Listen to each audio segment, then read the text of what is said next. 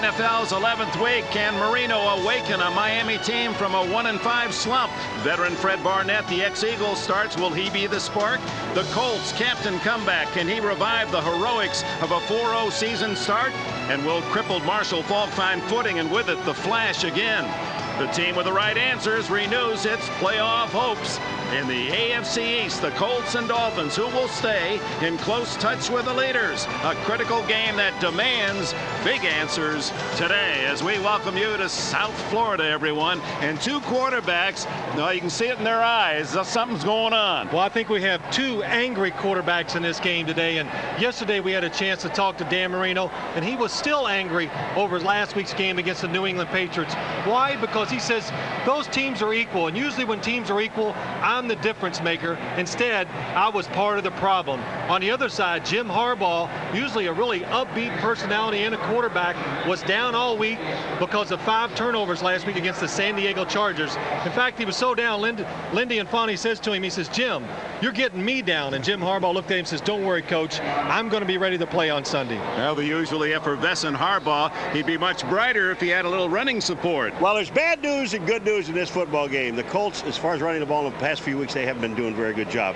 But they are facing, offensively passing the ball, a very porous defense. The last 3 quarterbacks that faced the Miami Dolphins completed 76% of their passes, Dick, 10 of them for touchdowns. Well, that'll brighten the view of any quarterback. The theme here in Miami all week from Jimmy Johnson has been to find a way. They want to break out of that losing slump. He reminded his team before the kickoff. Let's get after their ass. Here we go. Find a way on 3. 1, 2, 3. There we go. There we go. Let's go, guys. Boys! Welcome back to Miami. I'm Jim Gray. Well, the Dolphins are hoping for a start today, and they're hoping that they're going to get it from Fred Barnett, who injured his knee all the way back on July 25th. He will make his first start here today. The Dolphins and Jimmy Johnson are hoping that he will be the missing piece to the puzzle. Nick? All right, Jim Gray. Gardocki of the Colts kicks it off and gets a good leg into it all the way to the back end of the end zone to Kirby Dardar, and Marino and the Miami Dolphins start at their own 20-yard line. Marino just 83 yards away from 50,000 yards passing, and he needs just 10 more completions for 4,000 completed passes. Milestones at stake today, but more importantly a win, and here are the men that will try to help him. Webb and Sims, the Pro Bowl left side. Ruddy, Gray, and Brown, the blockers. In the backfield, the 2 rookie running backs, Abdul-Jabbar and Pritchett. Barnett starts for the first time, along with O.J. McDuffie outside. Troy Drayton, the tight end. Jabbar. Abdul-Jabbar out to the 23, a gain of 3. He leads the Dolphins with 567 yards, has 8 touchdowns, leads all NFL rookie runners. Indianapolis, Whittington, McCoy. Steve Martin, the rookie from Missouri, starts for Tony Siragusa. Tony Bennett, the best pass rusher. Grant Harrod and Morrison are the backers. Harrod leads and tackles again. Buchanan and rookie Diedrich Mathis at the corners. Tate and Belser play safety. 2nd down, 7.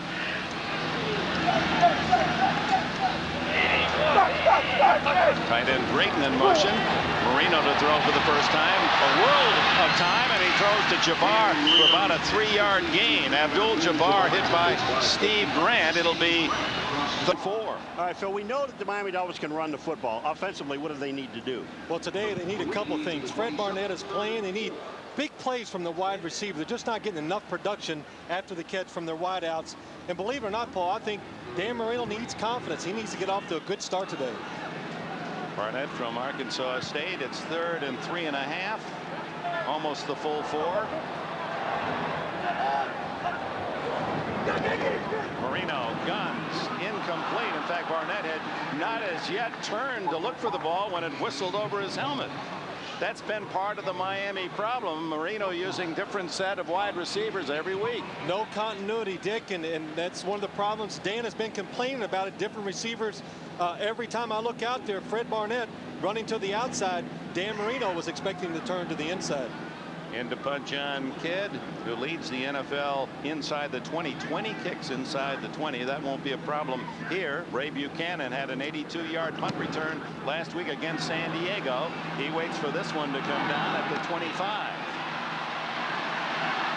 Good move and twists out across the 35-yard line. 11 on the return, and Indianapolis has it for the first time. Out comes Jim Harbaugh. He's had a schizophrenic season. 4-0 start and just one win since. Harbaugh has this offensive line: Vickers, Wydell, Laudermick in his 103rd consecutive start, Mollum and Matthews.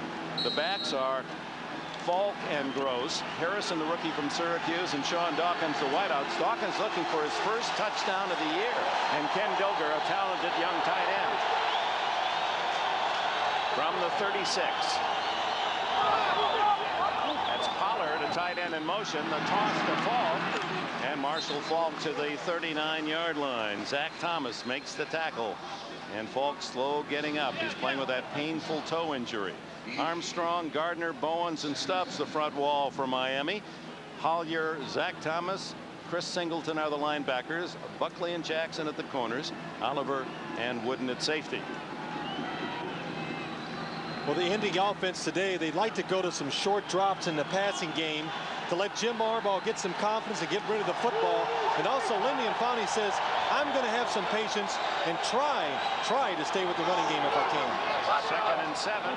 Dolphins appear to be offside as the handoff goes inside to Falk, and he crosses the 36-yard line. Tim Bowens wraps his 300 pounds around him for the stop. Well, we already talked about Miami, how porous their defensive secondary is. Phil, what can they do to stop Harbaugh? Well, the big thing they need to do today, and Jimmy Johnson told us, they need to keep him inside the pocket. You know, collapse the pocket around him, make him stand in there and beat his head away. And also the corners, they've got to take chances and continue to be aggressive.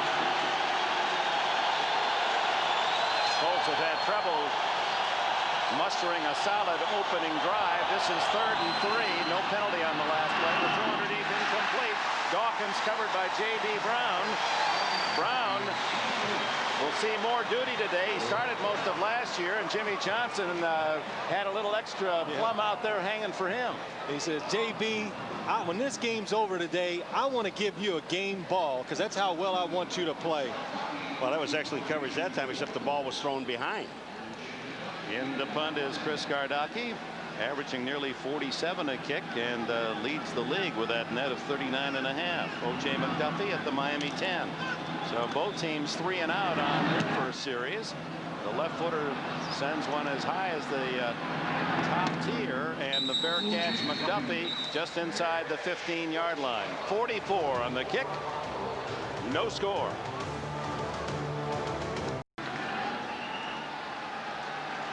Dolphins start from their 14-yard line. No score. Neither team able to pick up a first down on the opening possession. Abdul-Jabbar trying to get outside.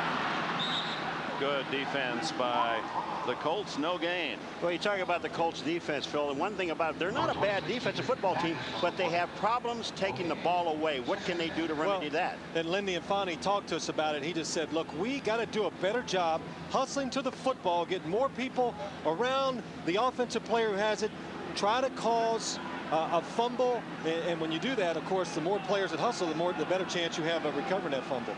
Just remarkable. Only 8 takeaways in 9 games for the Colts. 2nd and 10. Quick toss incomplete to Abdul-Jabbar. There to cover was Jason Belzer, and Tony Bennett had pressure on the thrower Marino. You know, Dick, the other thing about those 8 takeaways, they've only generated 6 points out of those takeaways, and that's what's incredible. We can already see the frustration with Dan Marino today. 2 throws. One time he thinks Kareem Abdul-Jabbar didn't turn around fast enough, and Fred Barnett, I would think, ran the wrong route. So not a good start for Dan so far. Out of the shotgun, 3rd and 10. Bernie Parmalee in for the injured Jarris McPhail, and down goes Marino. A rare sack of Marino, who's only been dumped 5 times all year. But the protection breaks down, and Tony McCoy logs his 4th sack of the season. Well, the reason he gets that sack, when Dan Marino goes back to throw the football, watch the receiver come underneath, and he gets ready to throw it across the middle. Whoops, and he holds on to it. Stephen Grant, number 59, was right in the throwing lane. Excellent job, really, by Dan Marino, not throwing the interception. One of the fewest sacks of a quarterback. Miami held as Gerbach the best of the protected quarterbacks. Big high kick to Buchanan at the 43. Uses the sidelines, crosses the 50, and dances out of bounds at the Miami 46. 51-yard punt, 11 on the return so far, all defense.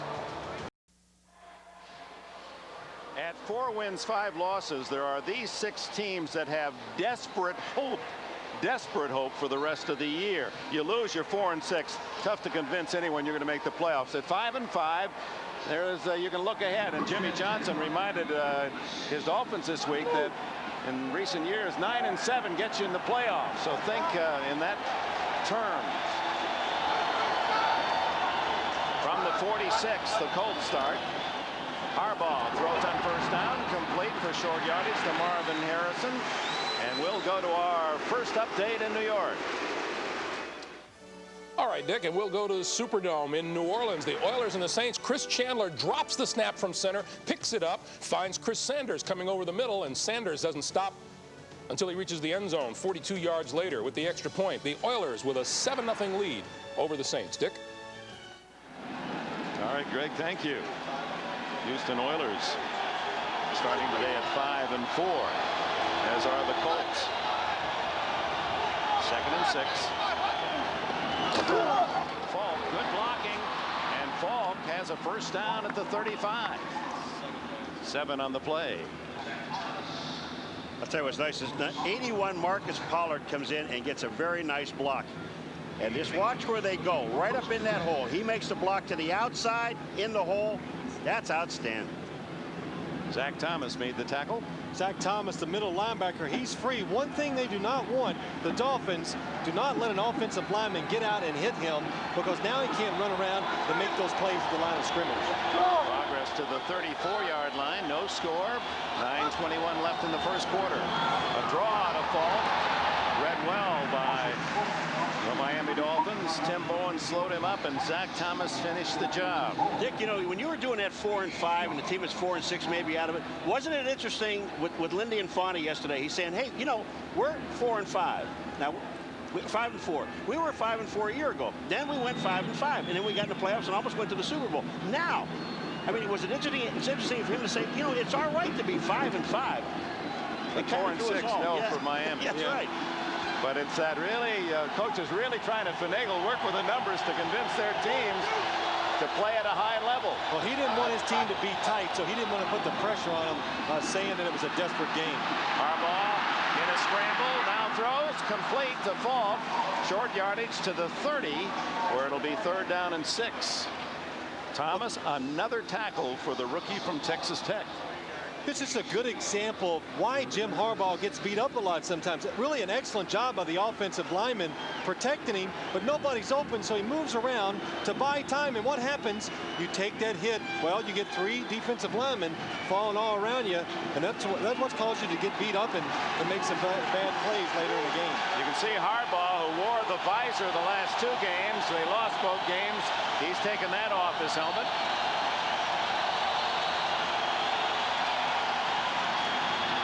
He goes deep.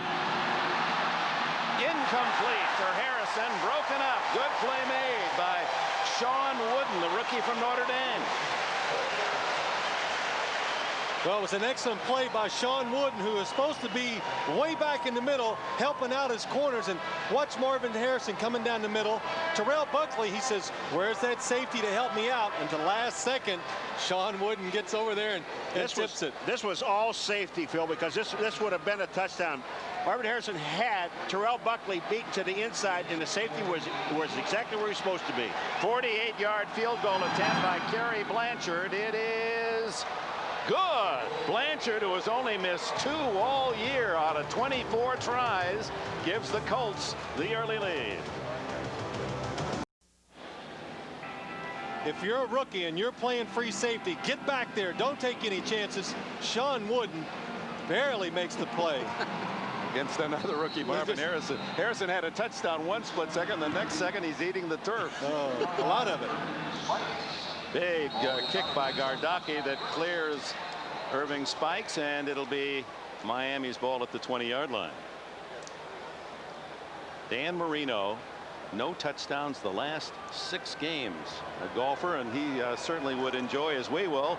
David Duval yesterday, what a start for him. He's got the lead after day 1, but 7 of the biggest names in golf are in hot pursuit. Coming up next after our game, the exciting conclusion of the EMC Golf Skills Challenge right here on NBC.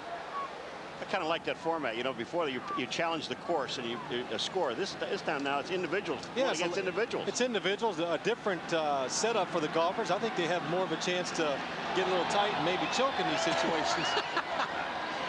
3-0 Indianapolis as Marino goes to work. Guns it over the middle, incomplete. Barnett unable to hang on. Diedrich Mathis, the defender.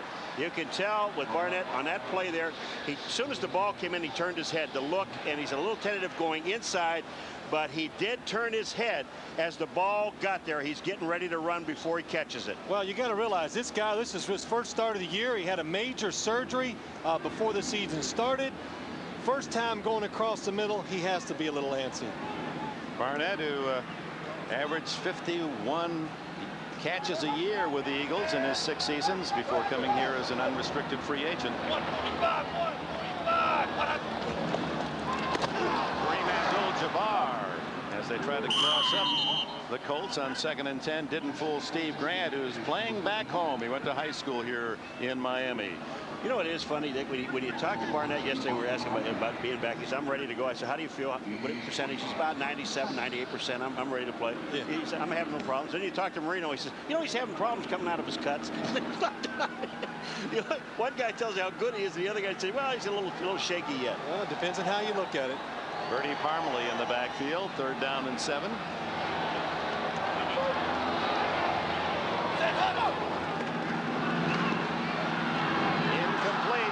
This one goes through the hands of Randall Hill. Good coverage by Ray Buchanan, the best defender in the Colts secondary. Excellent. Again, 3 and out. 3 and out. Excellent job by the Indianapolis Colts. 3 down linemen. They got blitzers inside. Watch Ray Buchanan come off the slot. Dan Marino sees the blitz. The receivers see it. Has to get rid of the football, and actually a pretty good throw. The receiver's got to make the catch. Well, John Kidd punts again here in the first quarter with 6:45 left, and Marino's numbers certainly uncharacteristic. Another good booming kick by Kidd, who played at Northwestern. Buchanan at the 26.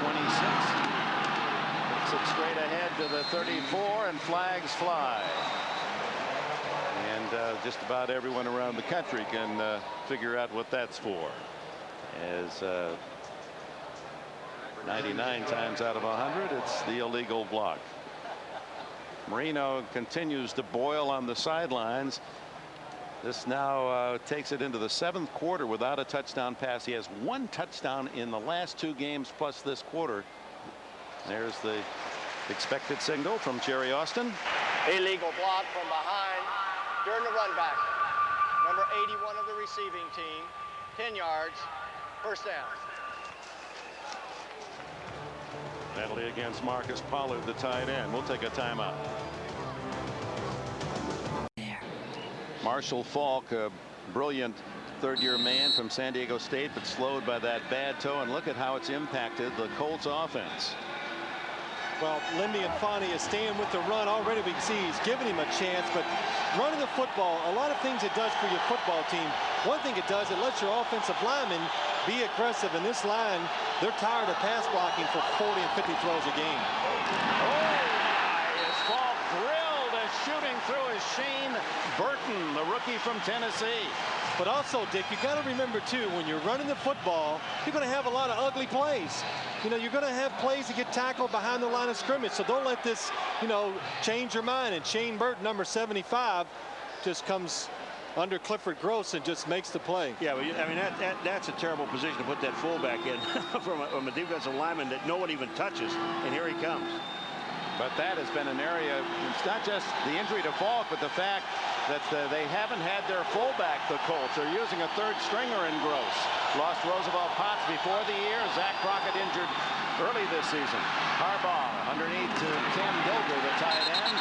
He's smothered at the 24-yard line. Well, you know, before yesterday we're talking to Harbaugh, we were talking to Lindy and Fonte, and the first thing they said was, we need more 3-step drops. And we talked to Loudermilk, who was the center, and he said, we need to have him get rid of the ball faster so he doesn't take the shots he's taking. There was a 7-step drop and on a play that gains 1 yard or 3 yards. Well, he got rid of the ball on time, though, Paul, so it does frustrate defensive linemen, and it gives confidence to your offensive linemen. 3rd and 9.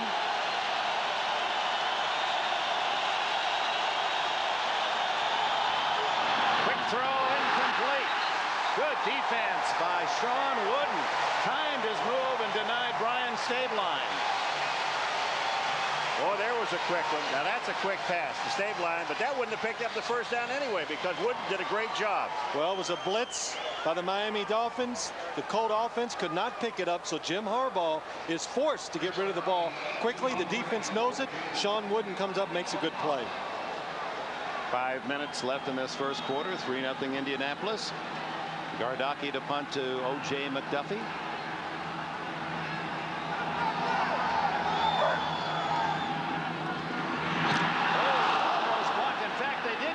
Of it, and it squirts upfield, takes a little Colts bounce, out of bounds at the 45. It appeared to be Larry Izzo, the rookie from Rice, who blocked a punt against Arizona earlier this year. You know, there's the only place you really can block a punt, Dick, and that's straight up the middle, and that's where Izzo comes from. He comes right off of the left-hand side of the center, and look at him stretch out. He goes to where the ball is going to be kicked. You don't go at the punter. Here it comes. You watch it. Look at the left of the center. Here comes Izzo right up the middle. But watch where he goes, where the leg is going to end up, and then he gets a piece of it. Izzo, who is a free agent, was the second player that Jimmy Johnson said made the team this year, second after Marino. He just loved the hard work habits, the hustle, and the fight of this young guy. Abdul-Jabbar invades Colts territory for the first time at the 49-yard line. There's Izzo. He's the free agent from Rice, and his Texas buddy Zach Thomas, the 5th-round pick from Texas Tech. They've earned the nicknames Fred and Barney, and by golly, I think the teammates have something there. You know, they really do look like him. They do. The Flintstones on defense. They even bought the same car with their rookie money. They clear $89,000 after taxes, the two young guys. Second down. Kareem Abdul-Jabbar breaks a tackle, gets to the 45, where it'll be 3rd and 1. Steve Martin and David Tate on the tackle. Yeah, when you talk about his buddy Zach Thomas, we were talking to him yesterday, and I said, you know, Zach, I keep looking at him. We have him in a meeting, and I said to him, excuse me, what size neck do you really have? He said, that's right. Somewhere between 20 and 21. Yeah, I mean, he doesn't really have a neck. There's his ears and then his shoulders start. They didn't know his size because he doesn't own any dress shirts. 3rd and 1. Abdul-Jabbar outside, first down and more, breaks a tackle and spins inside the 25. Jason Belser finally makes the stop. Good job by Kareem Abdul-Jabbar, taking it up inside. There's nothing there. He bounces it outside quickly, and also number 36, Stanley Pritchett, goes out, kicks it out, enables Jabbar to get an extra 15 yards on the run. 21-yard run and the first Miami first down. Second only to Houston's Eddie George, last year's Heisman winner at Ohio State among rookie running backs in production. He gets the call again. And a gain of maybe a yard or 2. Let's go to New York. Greg Gumbel, what do you have for us? Dick, in Philadelphia, the Eagles with a 7-0 lead over the Bills until special teams came into play. Rookie Gabe Northern for Buffalo with the block punt, picks up the loose ball, and goes 18 yards for the touchdown with the extra point. The Bills pull even with Philadelphia, 7-7 first quarter, Dick. Well, block punts back-to-back. Here, Larry Izzo setting up Marino and Miami. Second down. Into the block, complete to the tight end, Drayton, and he's to the 15-yard line. To the 14, they spot it. You know what's important about this play is how long Marino waits for Drayton to get open. Now, when Drayton comes out, When Marino steps back, watch him wait. He's covered. Now I'll wait. Now I get it back to the outside when he's covered by the linebacker, Trev Alberts. And also what I see Troy Drayton not limping around, running. You can see the speed he has at the tight end position, and Jimmy Johnson thinks this is a special player. 265-pound Drayton acquired from the Rams. 3rd and 1. And the dive forward by Irving Spikes, and it's going to be close. And they don't give Miami much of a spot. It'll be at the 14-yard line. Well, that was a good job by Irving Spikes. He wanted to break it outside. If he broke it outside, it could have been a loss of 2 or 3 yards. Do the smart thing and the short thing. Dive over the pile, because you know it's 3rd and short, and try to get that first down. Well, he had to get the ball to the 14-yard line, and I don't think he makes this. You know, you've been cold lately, so I don't know if I can look at you. I tell you, you are. Hey, he's desperate. You're about 4-6 for the year. He never had missed until this year. Boy. You guys have got me flustered. I'm just trying to find a way. That is an excellent job by Irving Spikes. So showing a good veteran move. Again, not breaking it out, going over the top, and picking up a big first down for the Dolphins. With a minute and a half left in this opening quarter and trailing 3-0, Miami a first down at the Colts 14-yard line. After struggle the first 2 possessions, they've moved the ball since that partially blocked punt. Abdul-Jabbar wrapped up by Steve Martin, who gets the start for the popular Tony Siragusa. Siragusa on the sidelines with a knee injury, didn't make the trip. Martin played at Missouri, a 5th-round draft. And maybe that's one of the reasons why you've seen the Dolphins today really be impatient with the running game and running inside a little more than I've seen them in the past, because the Goose is not here. Yeah, I know. He just beats you up when we go to these games. I missed him yesterday in the meetings. We usually get the Goose, and wherever you are, Goose, we miss you. 2nd and 8. He feels handsome around you, Paul. That's why he likes me.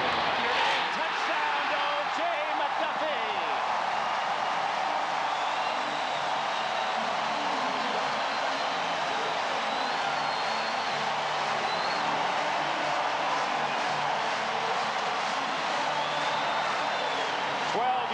On the score, McDuffie's 5th touchdown of the season.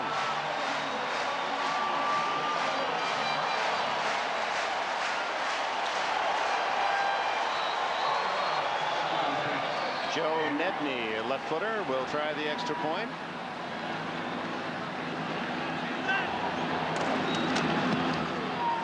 Miami has its first lead in the final minute of the opening quarter. Dan Marino to Otis James McDuffie.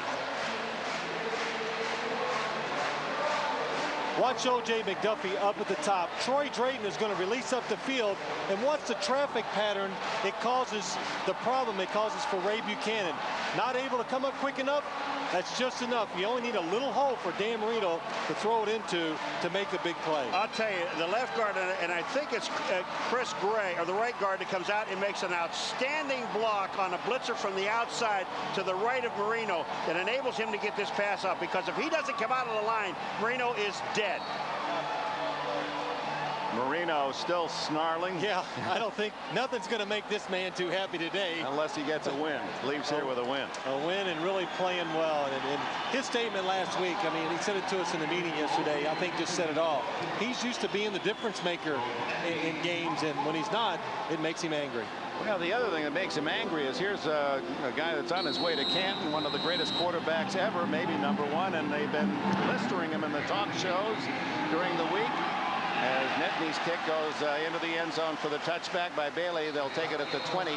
And even to the point where Jimmy Johnson, driving home from practice, was listening to a talk show and called on his car phone to say, hey, Dan Marino, don't be talking about him being cut or traded or anything else. He is here for the next 3 years. Well, he said he has a no-trade contract, so he's going to be here. Well, and also, even Dan Marino can only do so much when the opportunities are just not there. This offense is not as talented as the one he's used to dealing with. The wide receivers, you know, Duper and Clayton, they're gone. So he's going to have to struggle for a little while until this team gets better, can execute better, and he'll be a star again. Now, the first 10 years, what a blessing to start with Clayton and Duper as your wideouts. Final seconds, first quarter. The delay to by Tim Bowens. Great job by Tim Bowens. This is a slow draw, a play they did not want the Colts to have working today. And you're going to see Bowens, number 95, come up the field and cuts off the runner. Excellent job by an inside defensive lineman, reading the offensive lineman and making the play. Yeah, he also threw Doug Weidel out of the way. He just threw him away and said, I'll make the tackle. And that's the end of the opening quarter. You're watching the NFL on NBC.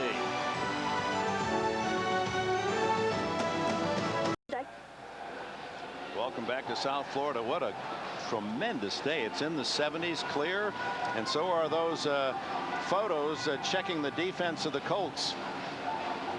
Those things are great. As a quarterback, sometimes you go, well, what they do on this play, I'm not sure where I saw the defensive guy. And hey, here it is. And it really clears up your conscience. It makes you feel better when you run out on the field. Well, your alma mater gave Jim Harbaugh's team a close scare, 31-26, Western Kentucky. Harbaugh is an assistant coach. His dad, the head man with the Hilltoppers of Western Kentucky. They're 7-4, and you can bet Jim Harbaugh keeping close track. My alma mater, they're keeping games a lot closer since I left. Harbaugh, not much yardage in the first quarter. Throws to Dilger, incomplete. Lewis Oliver gambled on the interception, and a flag is down. I'll tell you, Zach Thomas came up and he was picked up. The Colts picked up the blitz very well, but in picking up, they got a holding penalty against them. And the way Thomas came out, I think he thought it was on the guy that was blocking him.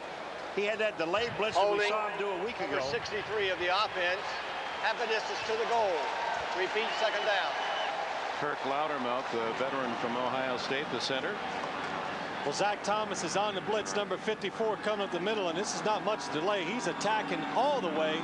Kirk Loudermilk, you know, Zach Thomas got some good quicks inside, so Kirk Loudermilk may be surprised at the quickness and had to grab on. Why? I just didn't see the holding on the play. I saw him block him out, but I didn't see him grab him or throw him down. 2nd and 22. Hand off to Falk. Gets around one man, but not much there. To the 10-yard line, and Daniel Stubbs, the tackler. Well, Indianapolis continues to sputter as Miami's defense tough. The Colts had only 19 total yards in the first quarter, and they're pinned near their own goal line here to open the second. And you can see that the Miami Dolphins defense today is going to be a little more aggressive, and Jimmy Johnson keeps preaching to these guys. Don't worry about giving up those big plays. You got to play on the edge. If you want to be great, play on the edge. It's either success or disaster. Out of the shotgun from the 10-yard line, 3rd and 19. Harbaugh into the flat. Warren, a pickup of about 11 yards at the 21. It'll leave them 4th and 9. Well, I'm seeing the Miami Dolphins blitz a lot more than they did a week ago. Well, Chargers last week showed what can happen if you take some gambles. A lot of turnovers and a lot of free hits on the quarterback. So we asked Lindy Infante that yesterday, and he says, I expect them to blitz a little more because in this league, if you don't pick up the blitz one week, you will see it again the next week. Gardaki's 3rd punt upcoming. O.J. McDuffie, the touchdown maker, back at the 30.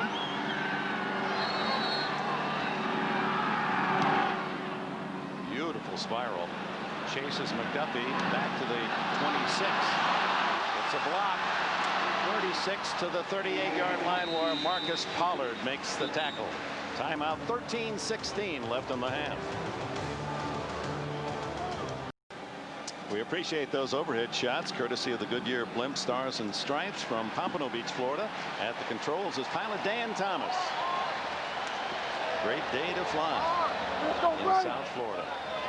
From the 38-yard line, first down for Marino. Play action, pump, and then underneath to Pritchett. Stanley Pritchett to the 45 of Indianapolis, a gain of 17. You know, this guy asked Jimmy yesterday about Pritchett, and he said, you know, he's just a special young man. He's another one of the rookies, but he's so much involved in everything to do except the running game. He doesn't touch the ball that much. He has very small hands, but he has sure hands. And watch after he catches the ball, how he puts it away and then back upfield. It's outstanding run. In high school in Atlanta, where he grew up, he played tight end and then Became a blocker at South Carolina.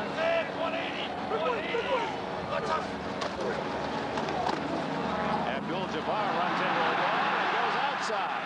Flag down. Abdul-Jabbar tackled at the 41-yard line by Ray Buchanan.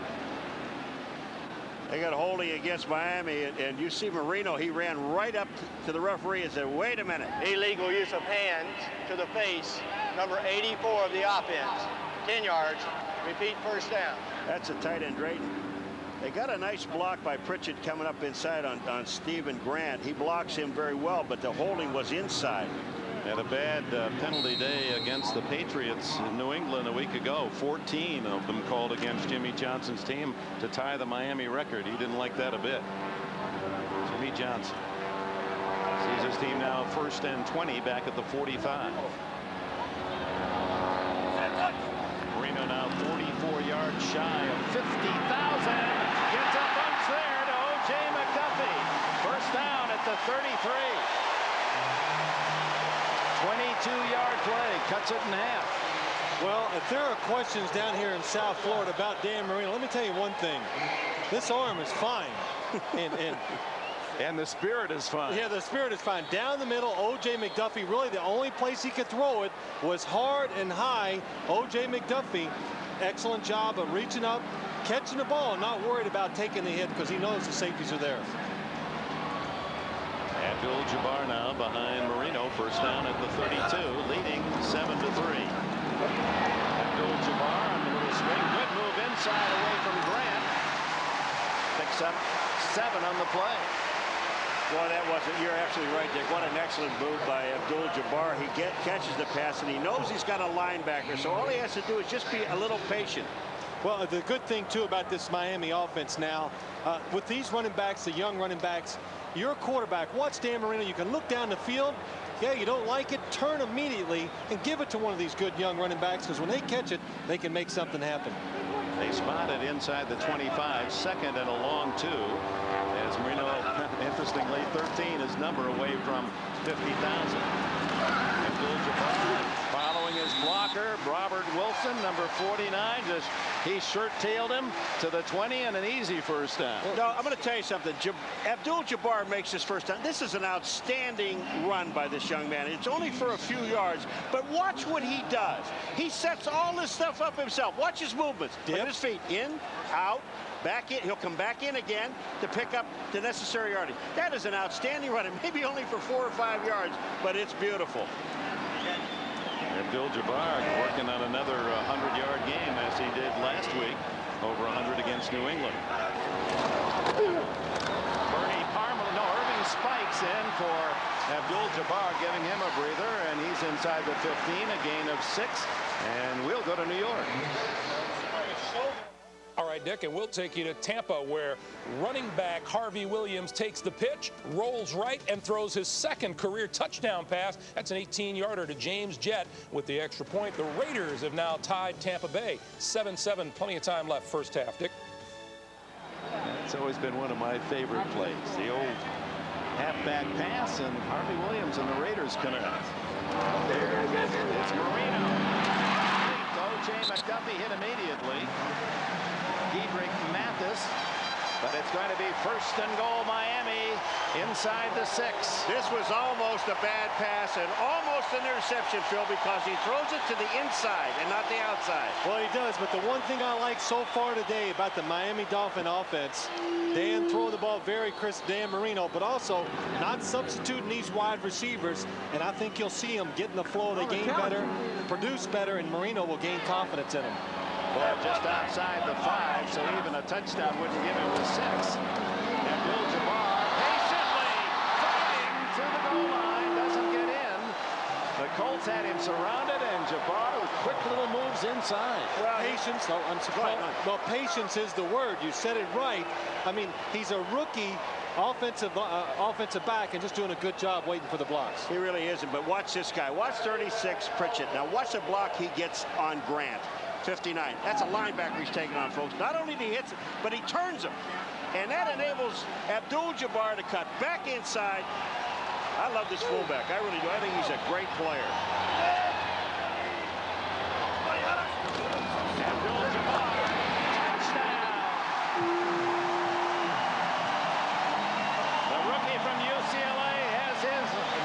of the year.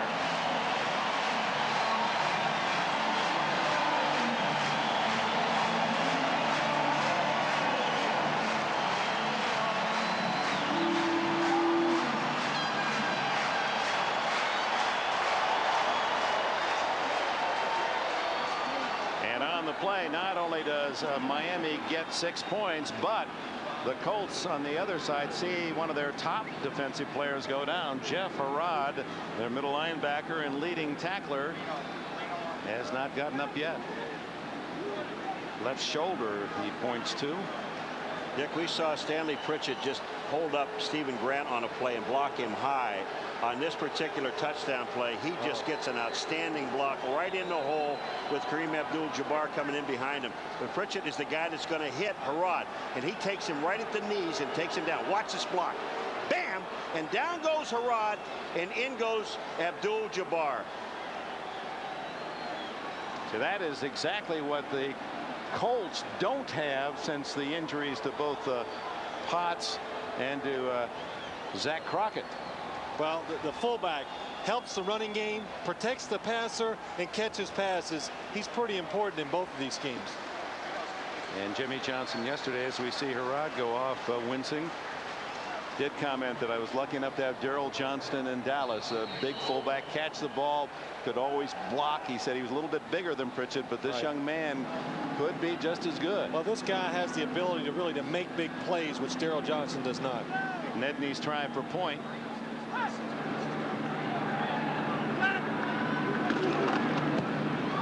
it's 14-3 as Marino hits 4 out of 4 for 55 yards. Abdul-Jabbar gets the touchdown, and with 8:06 left in the half, Miami leads by 11.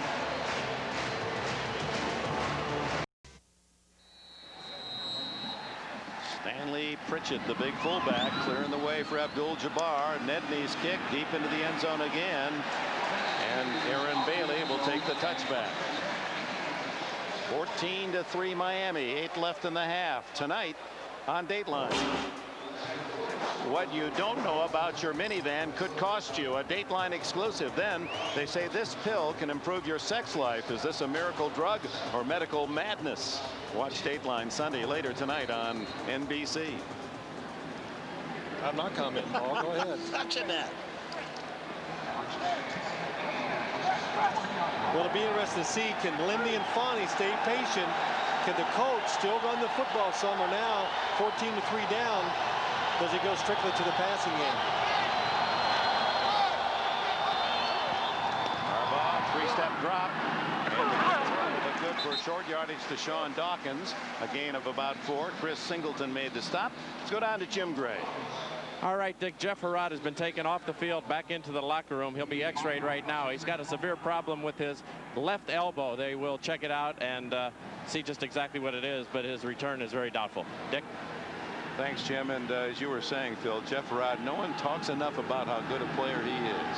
He really does a lot of good things for this defense. He's an inspirational leader, but more than anything, he makes a lot of tackles, and they're not 5 and 10 yards down the field. They're up near the line of scrimmage. And one thing about him, he's played most of his career hurt, and he does play hurt. Second and a long 5 for Harbaugh. Deep drop, screen it, fall. Surrounded by Dolphins, gets a little bit out of it, a couple of yards. Terrell Buckley and others on the stop. No, I'm going to tell you, Dick, Zach Thomas makes the play. He doesn't make the tackle, but he makes the play. If it isn't for him, they get a first down. You watch number 54 and watch what he does. He has got Marshall Faulk. Look at here. There comes Loudermilk out. He gets by, down on the ground. Look at this. He doesn't make the tackle, but he stops the play. Outstanding. Zach Thomas averaging 12 tackles a game, couple of forced fumbles, couple of sacks, leading the Dolphins. What a pickup in the 5th round. Timeout called. It's 3rd and 3 Indianapolis when we return. 14-3 Miami.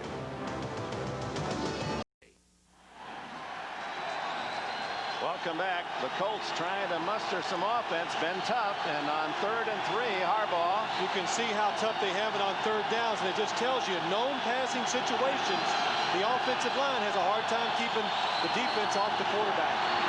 Quick throw, incomplete, broken up by Buckley. Intended for Aaron Bailey.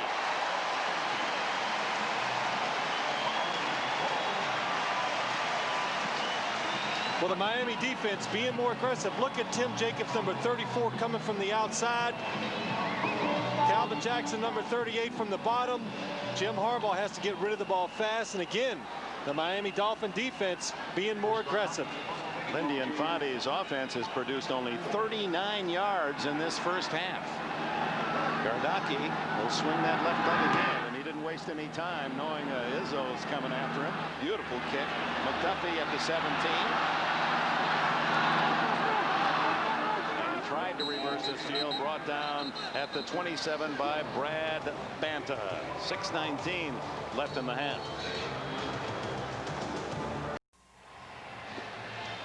Dan Marino owns all the significant NFL passing records, completions, yards, touchdowns.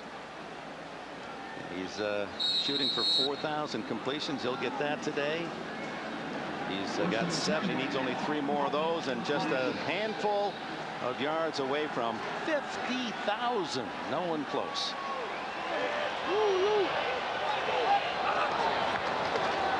This could be it. Down the sidelines, wide open, McDuffie. Flag is down, however. McDuffie wasn't down by contact and gets to the 37-yard line. Now let's check the penalty flag. Was thrown in the Indy secondary. This looked like a holding penalty on the corner. Boy, he was wide open. Well, that's Ray Buchanan. Number 34 was the corner. Illegal contact on the left cornerback. That penalty is declined. And the First down. The fans here know in South Florida that gives him 50,000. 113 yards today in this first half. Leading 14-3. Marino and Miami obviously ready to play big today.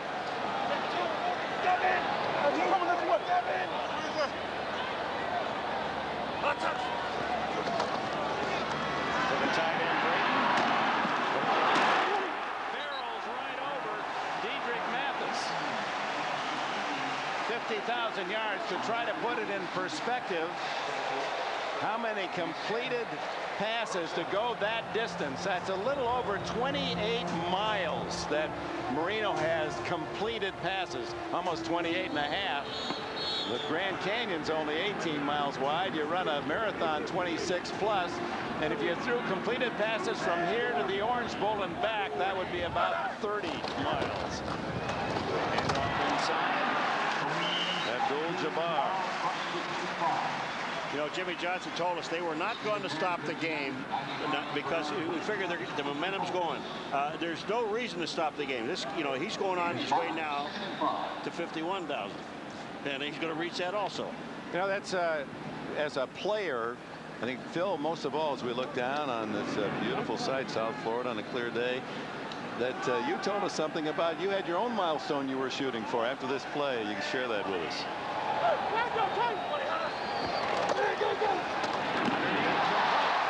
the 15, first down Miami. Let's go to New York for this update. All right, Dick, both Colts and Dolphins fans will find this interesting. At the Meadowlands, Adrian Morrell, his second 1-yard touchdown of the day for the Jets. He has 93 yards rushing in the first half. The Jets have a 21-0 lead, coming up on 3.5 to play in the first half over New England, Dick. 6-3 New England, and Bill Parcells told us last week he thought the Jets had the best offense in the AFC East. I didn't think he was going to go out and prove it, though. So 4,000 completions now as well for Marino. 4,000 in the run. Touchdown!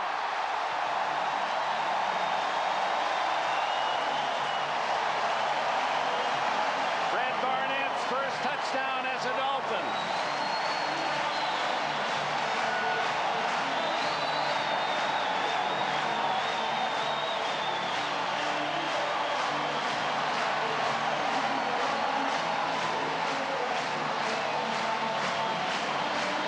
To get Freddie Barnett some confidence and get him going in this offense and make him a part of it, because he can be a difference maker in a football game. Mendy's after, and it's 21-3 Miami as Barnett caps a 74-yard drive in only 5 plays. Fred Barnett up top. They've thrown a couple of short passes at Dedrick Mathis, number 26. So this time they fake the short pass and they go deep. Dedrick Mathis never sees the football, has no chance of breaking up the pass. And Fred Barnett, one thing he does excellent, he goes up, gets his hands on the football, and doesn't lose it.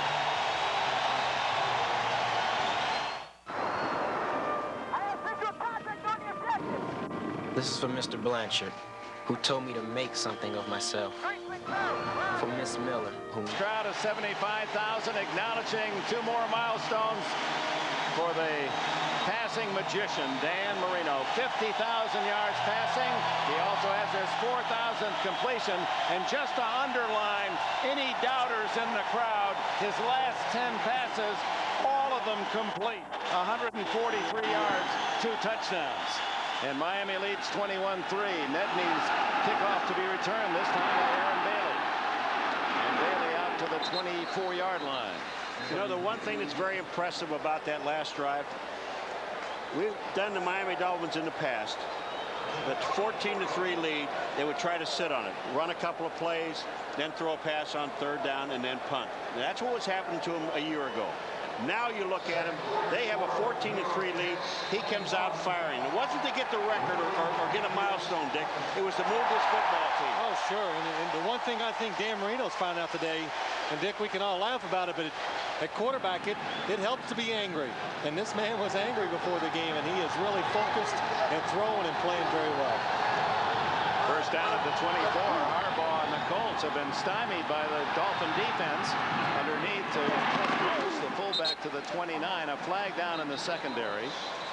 Thrown by the deep official. That often means tight end holding. Thomas and Buckley make the tackle for Miami. This is holding, however, against Miami. Well, Marino came in to talk with us yesterday, and he's a very cooperative and likable guy. He looked us all with, boy, the steely blue as he could give us, and said, what do you want? Yeah, that's right. And you see him marking the footballs for the completions and the yards, and I'm sure they'll be wonderful keepsakes for Dan Marino. But, yeah, he was, I know him pretty well. Played a lot of golf with him and everything, and he really had to work to be cordial to us yesterday. And, hey, it's great. I mean, after all these years and everything he's done, it's just not enough. It'll never be enough. He will never be satisfied. He'll get done and still complain he should have done better, but he's really done it all except win the Super Bowl. He was angry at himself. He was angry because he hadn't played better the last 2 weeks. Harbaugh underneath. Gross is wide open and battles up to the 40, the 41, and a first down, 12 yards. So they go to the man that the Dolphins don't figure will get the ball, Cliff Gross. Well, the thing about it is, too, with Marino, is the fact that, well, after this play, here's Harbaugh's trying to go downfield. He can't, so he hits Gross, the fullback, coming over. A smart play. They have plenty of time. There's 2 minutes, almost 3 minutes to go, and there's plenty of time. They just have to get a touchdown. They need a touchdown. Well, you said it. The offense of the Dolphins was aggressive. Now, can the defense stay aggressive, or do they start playing a little safe? So far, they have not been aggressive in this drive. 21-3 as Harbaugh scrambling. That's when he's most dangerous. On the run, throws complete to Sean Dawkins, and a first down at the Miami 39. You know, Phil, I don't know of any other quarterback that can do this as well as Harbaugh does it. I mean, here is a guy that the Miami said, we do not want to flush him out. We want to keep him contained. Because when you're right, Paul, I'm sorry, because when he breaks the pocket, that's when he's dangerous. And Sean Dawkins lined up all the way across the field on the left. He ran 50 yards across the field to make that catch.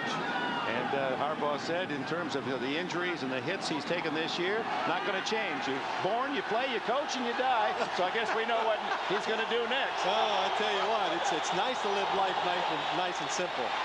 Harbaugh breaking free. What an effort. 35-30.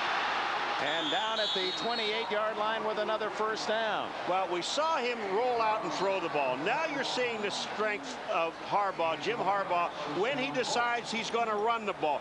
He is a powerful runner, strong runner, not extremely fast, but I'll tell you, when he sees a crack, he goes there.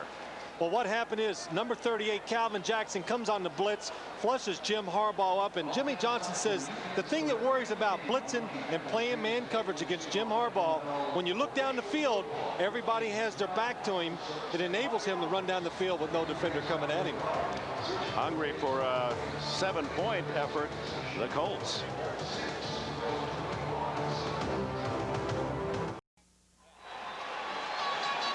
Looking out to the east, to the Atlantic, Miami Beach area. First down, Colts, 2 minutes left in the half, trailing 21-3. At the 28 of Miami, into the flat to Falk.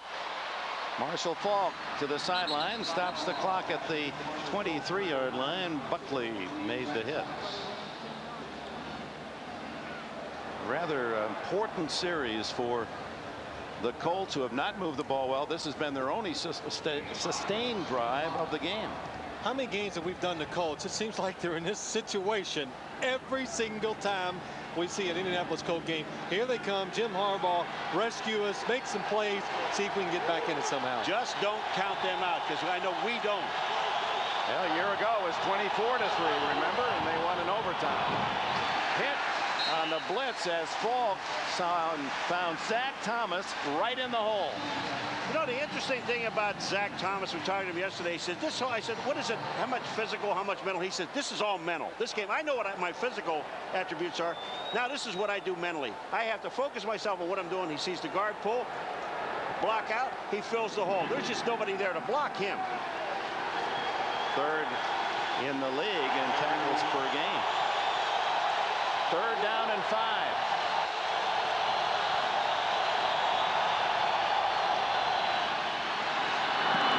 Underneath they go on the quick pop, and it's complete, and a flag down as Marvin Harrison has what appears to be a first down for the Colts. They have Terrell Buckley all over him, and this is an excellent call by the official. Terrell Buckley got there on Marvin Harrison just a little bit too soon. This is pass interference. Yeah, but it's still a good play by Terrell Buckley. It was a blitz.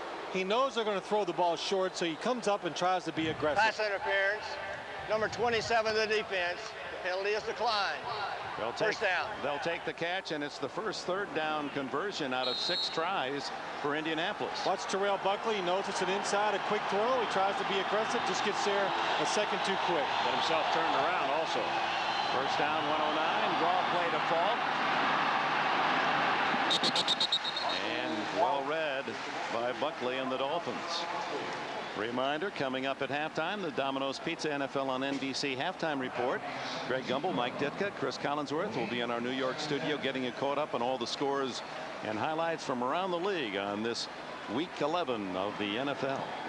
Well, if you sit here and wonder now if the Indianapolis Colts would take 3 here, yes, they would, because we did them earlier this year against Dallas, and they had 3, then they got 3 more, and then they got 3 and made it 9, then they got the touchdown, then they come back and beat Dallas in the ballgame. So they'll chip away at you. They don't necessarily need a touchdown, but they'll settle for 3. Harbaugh saw that he wasn't going to have adequate time to get the playoff, so he spends a timeout. Not real happy about having to do so, as you can see.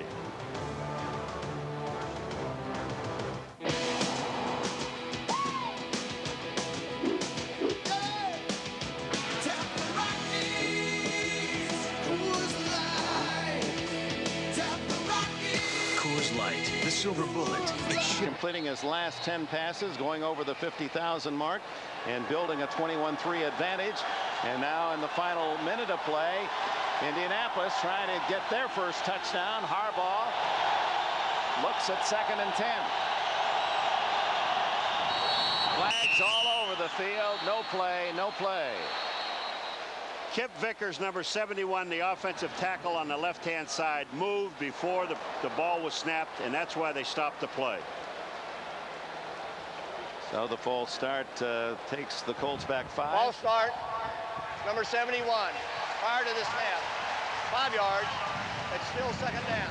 Watch Kip Vickers, number 71. Daniel Stubbs, number 96, on just before the snap count, rocks back. Vickers, who played here at the University of Miami, a free agent 3 years ago.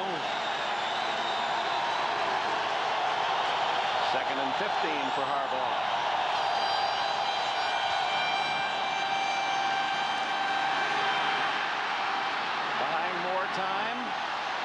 throw complete to Brian Stabline at the 5-yard line. Stabline's 11th catch of the year. You know what's amazing about it? Well, it doesn't amaze me anymore. The offensive linemen know he's moving, so they're going to stay with their blocks longer than any other time or any other team we've seen. And then Stabline, he goes downfield, and what he's doing now is when he sees Harbaugh flush, watch him come back now. I've got to come back to the quarterback because he's looking for me. Here I come. I block the defensive back away. What a throw, what a catch. That's how you play back in the old days in the street, Dick. You know, you go down, well, I'm not open, let me go the inside, outside, oh, I'll go back this way. And really, Jim Harbaugh, the one thing he does, he throws the ball extremely well on the run. He also had Sean Dawkins, who was breaking a break towards the middle of the field, so he could have taken the shorter man, but he went to the deeper one. When a quarterback gets that much time usually running around, that usually results in a really big play or a touchdown when you're down in this area of the field. They mark at a good, generous Indianapolis mark at the 5-yard line, 1st and goal. 45 seconds left. Only one timeout now for the Colts.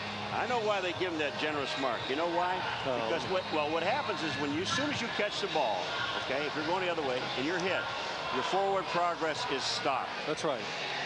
You like that coaching point? I did. That's, you know, I think you can become a coach. No. Let's forget about that. Inside the 20 for Lindy Infante the last 3 games, 12 possessions and only 7 scores. And now we get word no timeouts left for the Colts. So 45 seconds, no timeouts, 1st and goal. Harbaugh almost has to pass under those circumstances. He throws deep, incomplete. Sean Dawkins. Covered on the far side by Calvin Jackson. For the Miami Dolphin defense, because of no timeouts, what it does, it gives them one advantage. They can play pass all the way. Don't even think about a run, because now that would rush the Colt offense, and I don't think they could execute as well if you're rushing and trying to get a play off. You can still, but they still have time to run the football if they want to with 40 seconds and get back and run 2 more plays. The blitz. Incomplete. Cliff Gross. And Indianapolis fans have seen too much of that. Gross unable to pull the ball in, although would he have been able to get into the end zone anyway? Good point. Harbaugh yelled at me yesterday. Did he? Remember when he threw to Gross before and Gross dropped the ball and I said in the air he threw it too hard? Well, this time he took a little bit off and still hit Gross and he still dropped the ball. But there were 3 defenders coming up to make the tackle. He would not have scored. Jim Harbaugh is upset because this has happened a little too much to him. But if he catches it, they would have a hard time getting the next play off too. So now they can throw it in the end zone. 3rd and goal. Incomplete. It's between Gross and Dawkins. Neither man able to get a hand on it, and Harbaugh, disgusted with the situation, rips his helmet off, didn't want to settle for 3. Well, Dick, now we're seeing a lot about this team. They move the football, but because, like we talked about in the opening call, most of these guys are not practicing during the week. They're missing some of that fine-tune that you need to make these plays work down the end zone, and that's why they keep coming up with field goals instead of touchdowns. Blanchard, who hit earlier from 48, this one from 22. And Kerry Blanchard, who's only missed 2 all year out of 25 attempts, and those 2 hit the upright, gets Indianapolis its 2nd field goal, but that is hardly enough to savor on the Indianapolis sidelines. Well, you know, we talked about this at the beginning of the game, where you've got to have your players practicing. I mean, Harbaugh to reiterate, Harbaugh on Thursday or Wednesday when they had offensive day, and they have a 7-on-7 drill, which is a passing drill. He looked up and he doesn't even know who the guys are. These are guys off of the reserve squad that don't even dress. And when you see what happens here, when you look at the play, Gross and Dawkins were in the same spot. Yeah, it was not a good-looking play, and the frustration. And really, you need perfect practice to bring it to a football game. Now, in all honesty, these guys, they don't even get the right people practicing, so it's hard to come out here on Sundays against good competition and expect to execute. Well, you made a good point in the preseason as we look at Harbaugh continuing to be frustrated by the occurrences that we're taught from the first day you play at the lowest level. The coaches say you play the way you practice, so practice hard because that's how you're going to play. Well, how can you play well when you don't have your key men practicing? That's right. So with just 27 seconds left in the half, Wilson with a handoff. And the tackle of Randall Hill at the 25-yard line.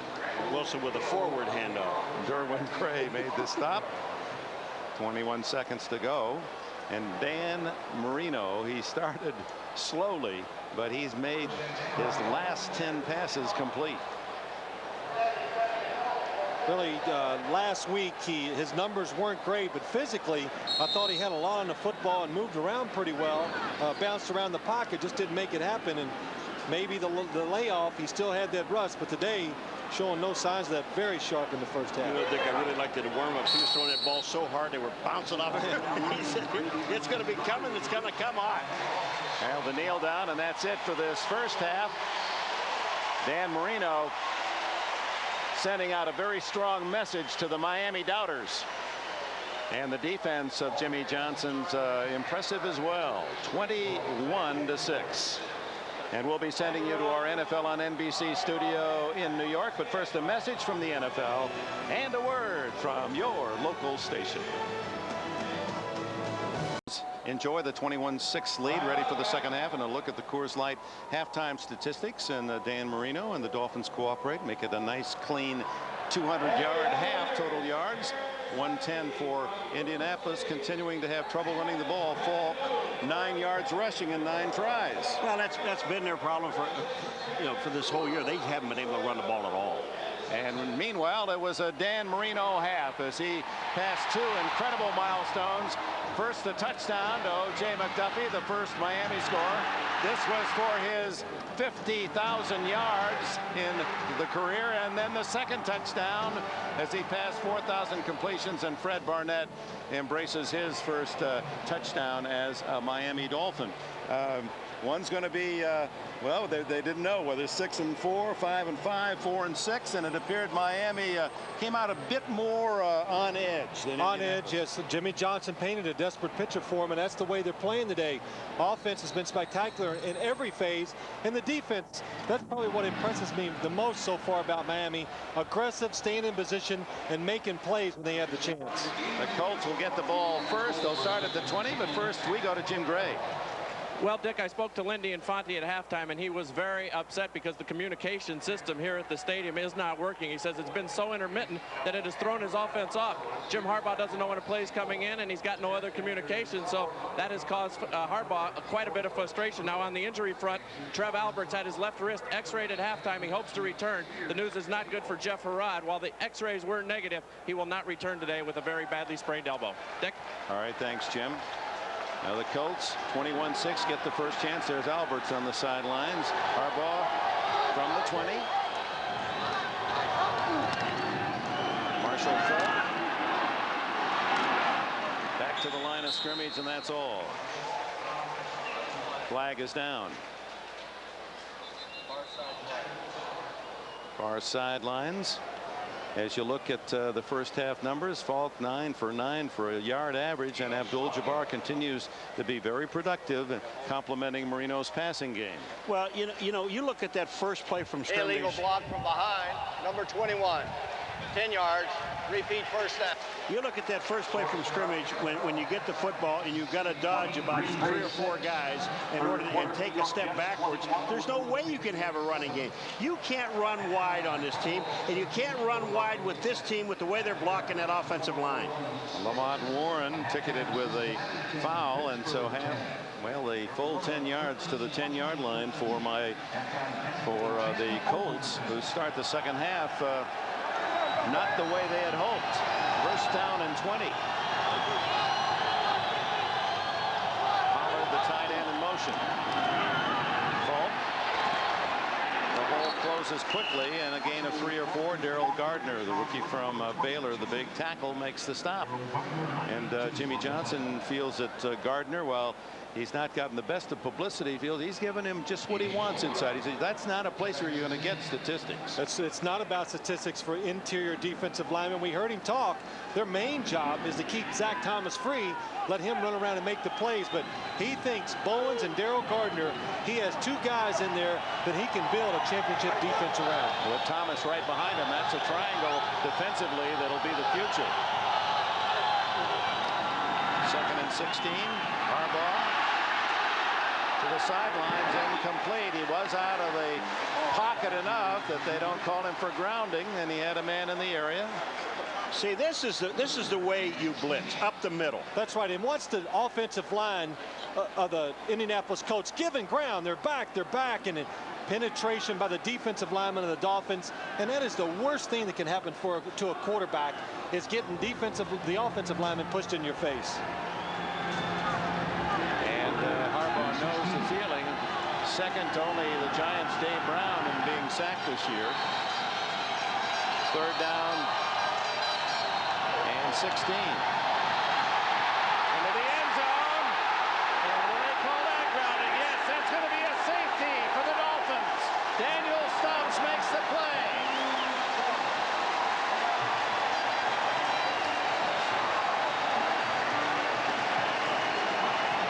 Intentional grounding, number 4 of the offense.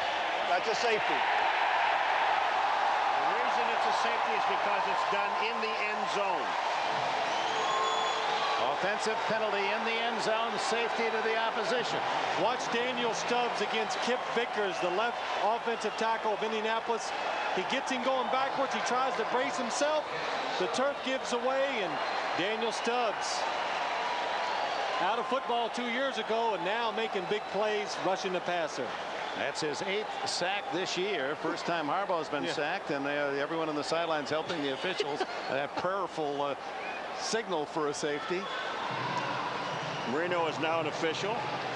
You know, that play really illustrates what Jimmy Johnson wanted to do to Jim Harbaugh today.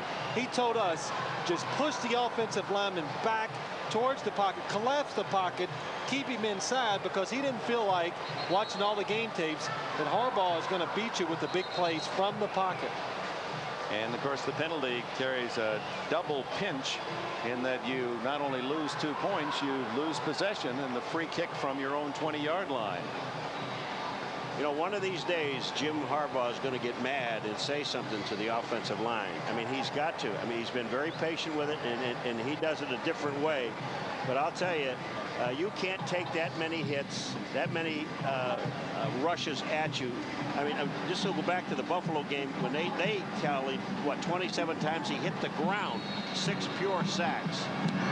Now the free kick by Gardocki as he punts it deep.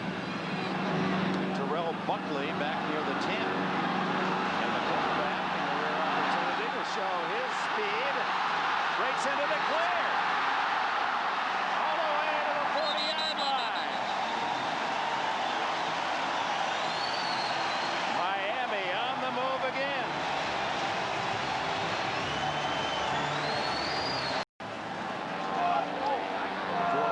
Return by Terrell Buckley, so Marino starts at the Indianapolis 42, and it's Kareem Abdul-Jabbar for 5 yards on first down. Steve Martin with the tackle, and I guess Harbaugh continues to have difficulty with the communication system.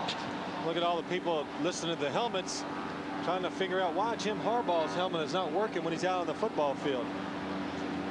You get more out of a conch shell, don't you? You at least see it here in the ocean. Well, they're down there looking at the transmitter on Harbaugh, and that's not working.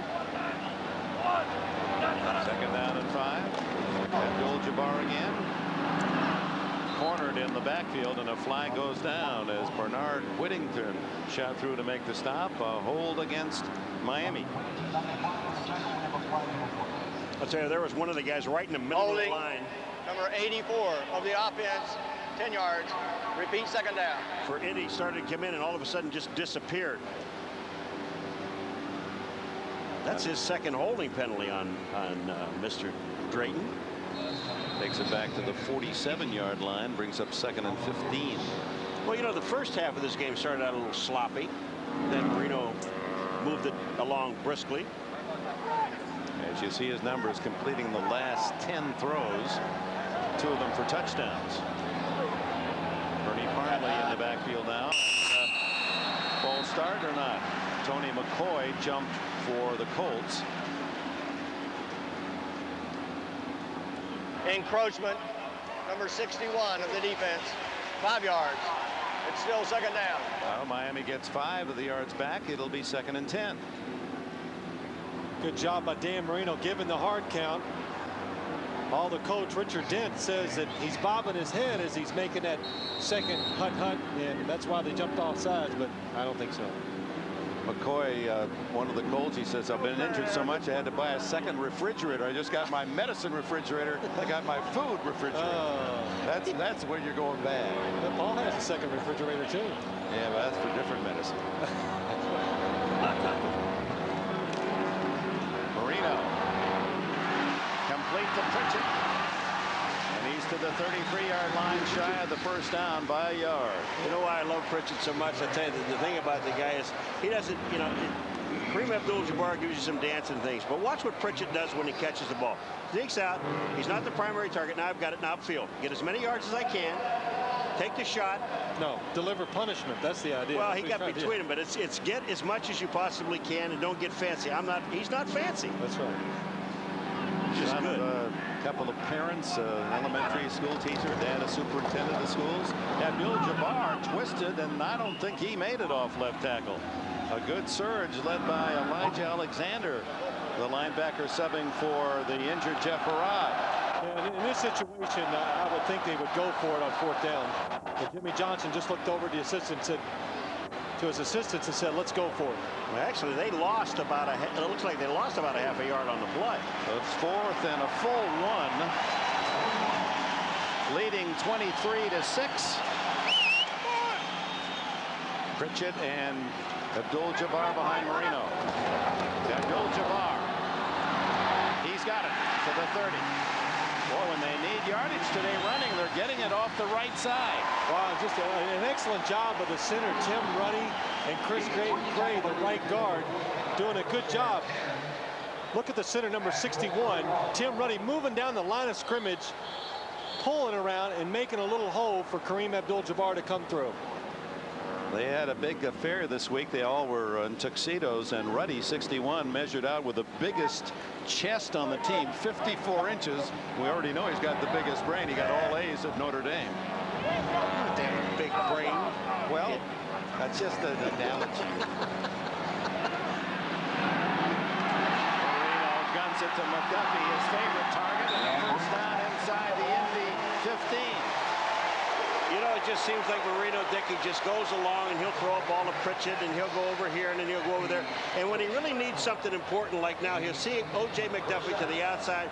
He goes out and he said, okay, I'll go back to you. Mathis is out there with him. No chance for Mathis. Just an excellent throw and catch. That's 12 in a row for the man, Marino. Yeah, some people down there want to know when they're going to get rid of him. There are 29 other teams that'll take him. 13 in a row, short yardage to Robert Wilson, and that's Wilson's first catch of the season, his first catch since last year when he had one for a big 3-yarder. Well, if you were a cartoonist, a caricaturist, and you had Jimmy Johnson as your subject, what would be, they always have a feature, which is your nose or your feet or your belly or your head. What would you? Let me think about this for a second. It's that big hair. That's what it is. Yeah, he's that really nice hair. It's getting a little gray, though. That's the right answer. Marino submarines that one incomplete as he tried to hit the crossing Fred Barnett. Well, it was a blitz right up the middle by the Indianapolis Colts. Well, we thought it'd be interesting to go back to Johnson's history out of high school, Texas, Louisiana Tech, and who would know then at Wichita State it would be the hair. Well, Oklahoma, they found it. A little light there, a little dark there, a little lighter there, and a little lighter now. We're just all envious. That's all. That's right. 3rd down and 8. Parmalee in with Marino. Lots of time. Marino scrambles, throws, touchdown to Barnett. He starts for the first time, and Barnett has his second touchdown.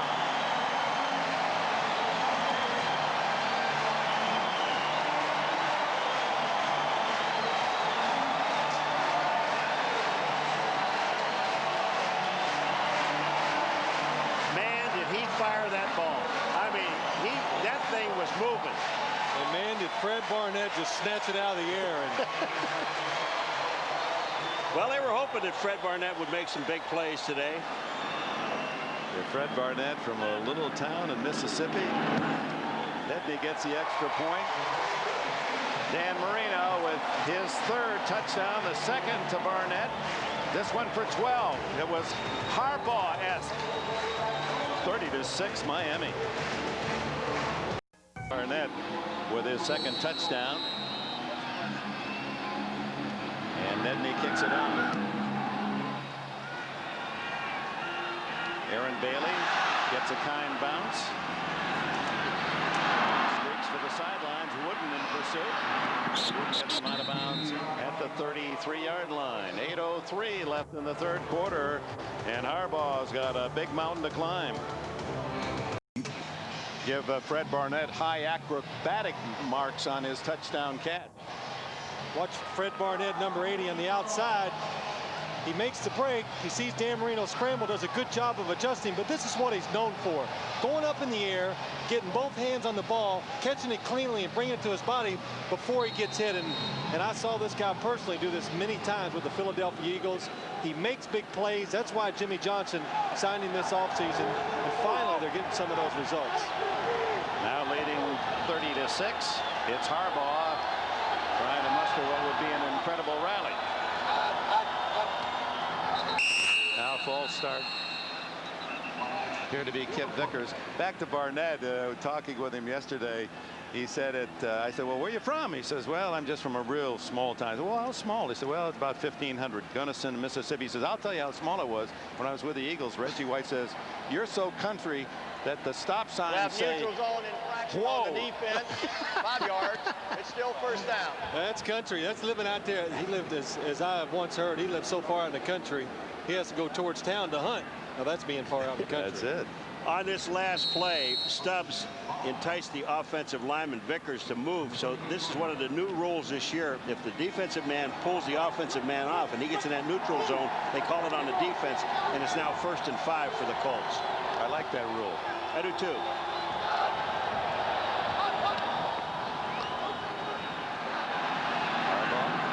Whoa, intercepted by J.B. Brown. And Brown has one man to beat. Saving the touchdown, Doug Whitell. This interception happened for one reason. Number 92, Daryl Gardner, gets in the face of Jim Harbaugh and makes him throw it before he's ready. Watch number 92, Daryl Gardner, come free with a clean shot at Jim Harbaugh. He's going to beat the offensive lineman. Harbaugh says, oh, no, I got to get rid of the ball. He beat Doug Whitell on the play, and it makes a quarterback throw balls that are not, they're inaccurate. Helps the defense, and J.B. Brown makes an excellent catch for the interception. 29-yard return by J.B. Brown, his first pick of the year to the 16. And this is an interception you blame on the offensive lineman, Whitell. Oh, Abdul-Jabbar looking for a halfback pass, but it was well read by the Colts. They had the 2 men downfield covered. One of them was Barnett. And Abdul-Jabbar, he just does not act like a rookie. He's going to take the pitch this way. Once the guy's going down the field, he's going to look down the field, read it like a quarterback, and he realizes there's nobody open. He's looking for his receivers. Good patience. Pretty good form. Keeps 2 hands on the ball. You know what else is good? Runs out of bounds. You know what else is good? None of these rookies play like rookies. I mean, these guys, the draft that they had is incredible what these guys have done. Pritchett and Abdul-Jabbar in the backfield, and Zach Thomas as a linebacker. Gardner just made the play to force the interception. There's another one. 2nd and 13 underneath to Barnett. And he's smothered at the 12-yard line. Sammy Burrows, 53, down around the ankles. Well, Fred Barnett's caught 2 touchdown passes. Now he's coming in underneath the defense where all that traffic is. Hey, his confidence has to be up. Catches the ball, and you can see, even at that serious knee injury, he's got the speed, and he's exciting to watch. Smart enough to get down, too, just before you get hit. Yeah, that's right. You know, and the whole thing, too, is you're looking at 2 quarterbacks. One, his offensive line is blocking, Marino. Yes. And the other one, his offensive line, they're not blocking anybody. 3rd and 6. Goes right by Marino as the whistle sound, no play.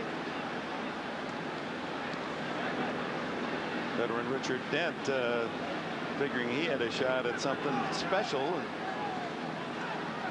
Well, Marino, I think, reads a blitz coming. Yeah, and I don't know why they blow it dead. Before the snap, ball start on the center. He moved the ball. 5 yards. It's still 3rd down. What they're saying is Ruddy picked up the ball and moved it before he centered the ball. Now, yeah, he does. He does move, so that's a good call. Otherwise, they don't blow the whistle. Right. That's just a fumble or a bad snap. That's a triple hitcher in there. He was a couple hiccups before he snapped that one. He was thinking about that theory of relativity. I think Ruddy was into that relativity theory at the moment. Barnett, the stop sign said, whoa, huh? I love that. I really love that. 3rd and 11. Out of the backfield. Twisting move by McDuffie. And diving for the sticks. And he's close. Tony Bennett made the tackle. But how alert a player is. He knew exactly where he had to go. I think they're getting the effects of O.J. McDuffie and Barnett being in the game all day long. They got great feel of what they're doing. And Jimmy Johnson, like I said before, he wanted some plays, make some plays at the wide receiver position, and today they're doing it. Well, you know that saying that they had at the beginning, find a way. When you see O.J. McDuffie, not only does he make the great catch, but he is so quick that he makes a move just as he catches it. It's going to be really close, and it's a 1st and goal. But the thing about this catch is with his feet, as soon as he catches this, watch O.J. McDuffie when he catches it. Watch his feet. Look at his feet. Boom, they stop. Now I'm back inside. I'm already making my move, and I'm aware where the 1st down is. And look at that, the lean. That's incredible. Well, this is maybe the best game of this season for the Miami Dolphins. Oh, I would think so. I hope so. I mean, this is about as well as you can play as a football team. Both sides of the ball. Marino looking for perhaps his 4th touchdown of this game. Instead, it's Abdul-Jabbar within a yard of his 2nd score. Just look at the offensive line of the Miami Dolphins. When a play starts, you can hear them hitting the defensive line, and they're driving them back. Watch the offensive line of the Miami Dolphins. Look at this line, and look at the defensive line, and watch when he snaps the ball, and see who wins the battle. Boom, the defense, look at that. Keith Sims, number 69, just taking Steve Martin and driving him back to the end zone. 2nd and goal from the 1. Behind the block of Pritchett. Abdul-Jabbar, however, slowed down by Morrison. Steve Morrison, a middle backer from Michigan, makes the tackle. This is hustle by Morrison. You know, you see individual plays, and when you get down in a situation like this, it's a team game, but yes, you have to do some individual things. Watch Morrison, 52. First of all, he's going to miss the tackle right here. But he does not lay on the ground. Grant is there, but he's back up and it makes the play. Otherwise, it would have been a touchdown. You're right. Just wonderful hustle and keeps Abdul-Jabbar out of the end zone. Where it's 3rd and goal outside the 2.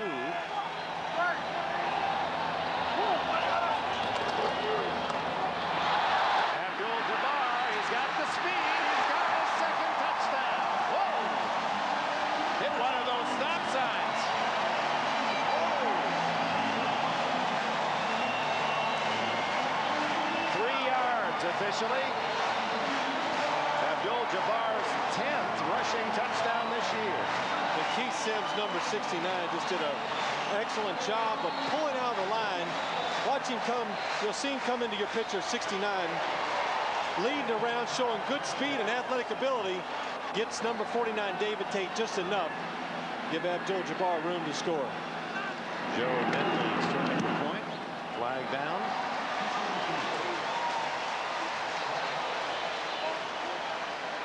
Well, the engine is purring in Miami. This offense. Legal man. It's purring. We'll have 12 men on the defense on a good extra point try. The penalty is assessed on the kickoff, 5 yards. So they'll kick it off from the 35-yard line. As you see Abdul-Jabbar try to put the brakes on the warning track. That's about the only thing that's stopping him. Whoa. So I pull pull into this gas station. Oh. Classic oversqueeze. Watch this. Release the hounds.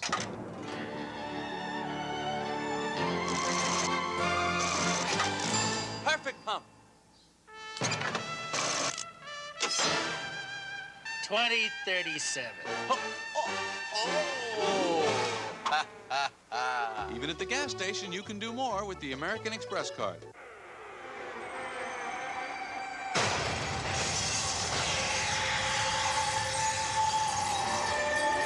Shatter conventional wisdom. That was different. Engineer a revolution. That's cool.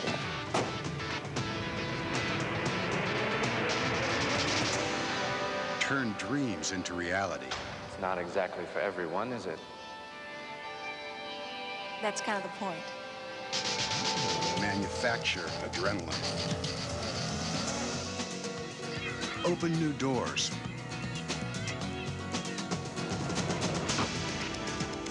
Fuel the imagination. Blaze new trails. It's how we do things at the Chrysler Corporation. It's how we build great cars and great trucks. NBC Tuesday. Now hear this. Frasier's back with an all-new episode, and guess who's after his job? That would be me. So what are you going to do about it, Frasier? I think you know. NBC Tuesday. Next Saturday at 1:30 Eastern, Ron Paulus and the Fighting Irish of Notre Dame host the upset-minded Panthers of Penn. Notre Dame football is home on NBC. Commanding 37-6 lead, and Nedney with an extra 5 yards at the penalty kicks it right through the end zone. Miami has scored 5 touchdowns in its last 5 full possessions to build a 31-point lead. Welcome back, and providing today's shots from above, the Goodyear Blimp Stars and Stripes. Goodyear Blimp's first live coverage of sports was at the Orange Bowl. Guess what year? How long has that been shooting sports coverage? 30 years. 30 years. What do you say, Paul? Yeah, Lee, 35. Harbaugh on first down. Goes long for Dawkins. What a catch. Was he inbounds? Yes. At the Miami 46-yard line. 34-yard play. Did you hear what did you see his mouth? You read his lips? About time. It's about time. Exactly what he said. Well, he's been singled up quite a bit today against J.B. Brown, number 37. It's really actually good coverage, but Paul, we said there, you can't defense the perfect throw, and that was a perfect throw by Jim Harbaugh. Dawkins at 6'4", stretching to make a solid reception. First down at the 46.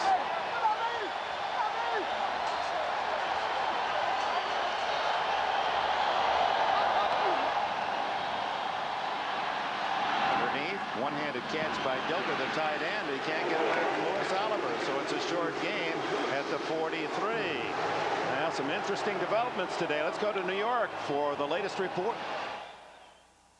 All right, Dick, in Cincinnati, this was just before halftime. The Bengals down by a touchdown.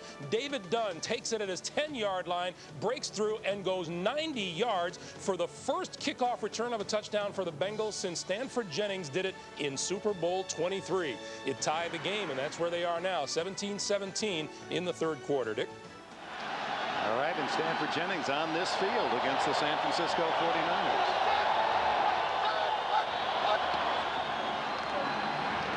Second down, Harbaugh floats it, intercepted. Calvin Jackson fumbles, and the Colts recover. I believe, no, it's loose again, and Miami got it back.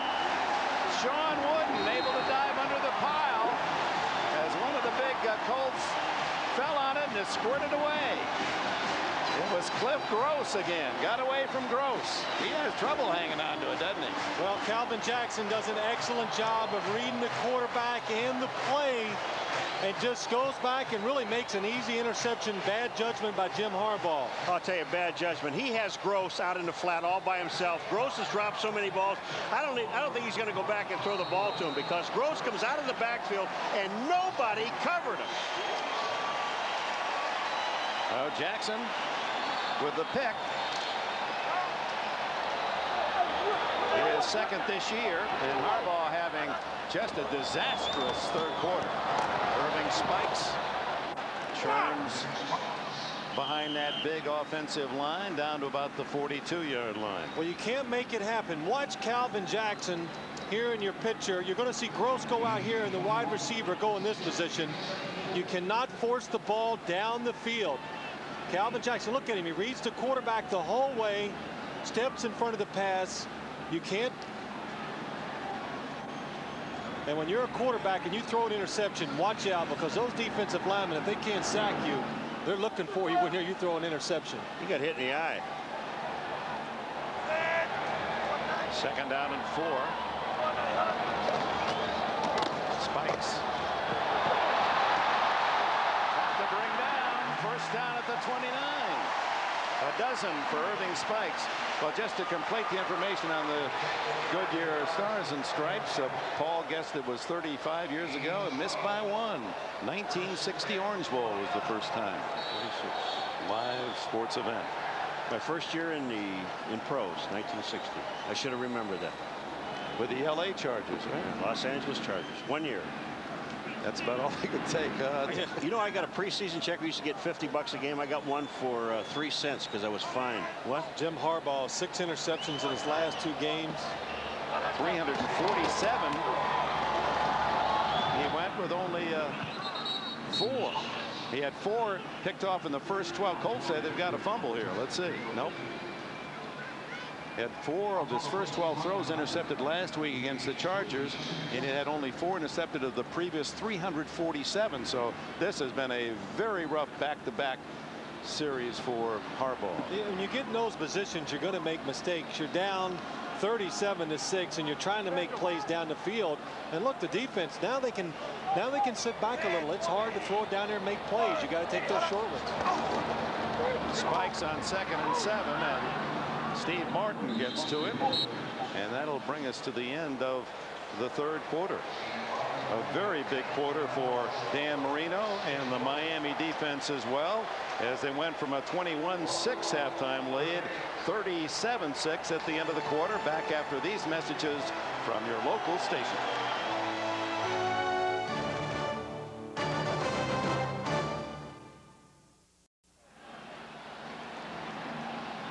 Welcome back. We open the fourth quarter. It's 3rd down and 8 for Marino at the 27 of Indianapolis. Enjoying a big lead, and now Marino steps up, throws for 6. Barnett can't get there. Covered by Eugene Daniel, the veteran. Jim Harbaugh. It's been tough all season long for Harbaugh with so many injuries. What do you do when you're all alone? Well, what Sims does, talk to yourself. It just shows you. I mean, first off, everybody's smart enough not to get around him because they know he's upset, and he really made the fundamental error on the interception. I'm sure that's what he's upset about. 45-yard field goal attempt by Joe Nedney. Plenty of leg. It is no good. Wide to the left. One of the few things that has not gone Miami's way. It remains 37-6.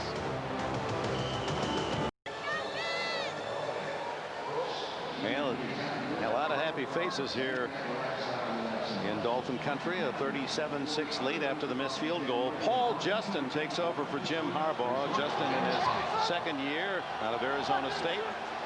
His alma mater on its way to the Rose Bowl, undefeated. Gives to Lamont Warren. And Warren to the 43-yard line. Time for an NFL update. Let's go to Greg in New York. Dick, you guys will be in New England next week for the Denver game.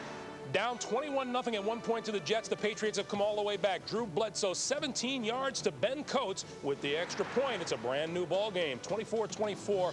Jets and the Patriots early in the 4th. Dick. Kills me, Dick. This guy Sims sitting there says 21-0. He says New England win it. That's right. And Bledsoe and all that aerial firepower. 2nd down and 2 for the Colts. Justin in play action. And throws complete to Marvin Harrison. I think that's Harrison's first catch of the entire game. It is his 2nd. Gets 16 and a first down. Well, he's only seen a couple passes his way today, but Paul Justin, the backup quarterback, You're going to see he's a big kid and really has an outstanding arm. But Marvin Harrison comes in motion.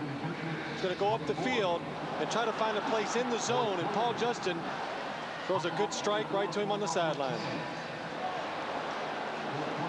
Marvin Harrison with 30 catches, and Terry Glenn started the day with 47, leading the rookies, and had another big day, or having another big day. The quick throw underneath to Dilger, the tight end, and he carries Lewis Oliver with him to close to a first down at the 31. Jim Gray has a report. Well, Jim Harbaugh, as you see on the sideline, has come out of the game. There's really no physical problem with him other than what he came into the game with. I think right now what's going on is Lindy Infante has just decided, hey, this game is way out of control, and there's no reason to put him in harm's way anymore. Dick? All right, Jim, 2 interceptions and a safety in the third quarter. He did get banged in the eye. They were looking at that, but not serious. That's the good news for Indianapolis. The score is not. So Paul Justin case, they call him, in Indianapolis, and there's a false start. False start, number 67, 5 yards. It's still first down. Justin out of Arizona State, graduate out of the Colts practice squad 2 years ago, and then Frankfurt Galaxy of the World League, where he was the most valuable player in the World Bowl. You see the right tackle pull off the line of scrimmage. Well, he's the reason why Craig Erickson became expendable up in Indianapolis, because the Colts like him. Like I said, he's got good size and has a quick delivery and really throws, he's got a way above average NFL arm, and he's a good backup to have on your team. They pick up the blitz and the throw to Dilger, and he has another catch inside the 25. Justin is big size, a big arm, and a little salary, and in these days that's important too. That makes you the perfect backup. That's right, Dick. Well, he reads the blitz here very well, and so do the Colts and their offensive line and their backs. And what does he do? What does Justin do? What you always did. If you're in doubt, go to the tight end. I mean, he's the biggest target out there. Let's go throw to him. And there is the pass to Ken Dilger, and he picks up about 10 on the play. Good looking pass. He does throw a nice ball, and you're right, Paul. On a blitz, go to the receiver that's closest to you, and that's going to be the tight end. Looks for Dawkins in the end zone and gets him at about the 4-yard line. Sean Dawkins, he has caught now about 37, 38 passes this year and no touchdowns. He said, I can't believe it. I don't have a score yet. In the red zone, Indianapolis. First half, Harbaugh unable to hit Dawkins. On the run again, Gross with a drop. And then they just miscommunications, and Harbaugh says it all with the body language. First and goal. Colts looking for their first touchdown. Lamont Warren denied at the 1. Lewis Oliver and Sean Wooden from the secondary, along with Chris Singleton, to put a good hit on him. Well, it's a trap inside. Marcus Pollard, number 81, the tight end. Watch him come into your screen. Boom, trying to kick out. Lamont Warren comes up inside. Lewis Oliver, and Chris Singleton delivers the knockout blow to keep him from getting in the end zone. Second and goal.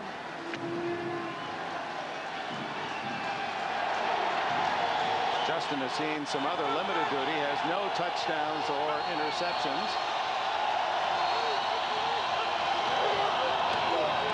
Warren, no way, right into the arms of big Tim Bowens. This really says it all about this Indianapolis Colts offense and the troubles it's had all year long. Down near the end zone, most teams can take this ball once the line of scrimmage. How the Dolphins just push them backwards, and they can't get the ball once they get inside the 20-yard line. They just can't run it at all, and that's the reason they have so much trouble scoring. Well, you showed down on the goal line how the Miami Dolphins offensive line just blew the Colt line back into the end zone. Here we're seeing the same thing just in reverse. Now the defense taking their offensive line and throwing them back, and I don't know if they're going to let this guy throw the ball. I think you still have to run down here. Actually a loss of a yard, so it's third and goal from the 2. Well, it'll probably go forward on 4th, so it wouldn't surprise me when they run it this play too. Lamont Warren on the toss, Can't get in. 92, Daryl Gardner, the rookie. You know, Dick, it comes to a point in a ball game where the Colts have 2 field goals. And now it's a pride factor for the defense. We have not let them score a touchdown. They're not getting into our end zone. Now, you can go 4 downs if you want, but now it really becomes pride. Well, this defense has really been beat up the last few weeks, so this is really just what they needed, a good solid performance, and really just to add to it all, keep them out of the end zone today. Less than 9 minutes left in the 4th quarter. It's 4th and goal, and Justin calls time.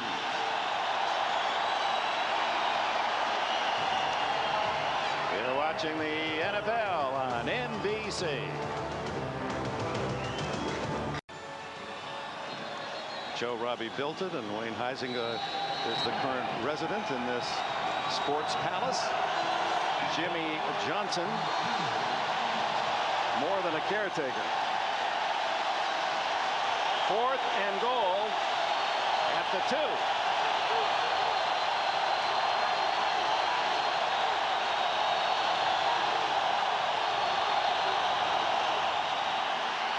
Justin incomplete.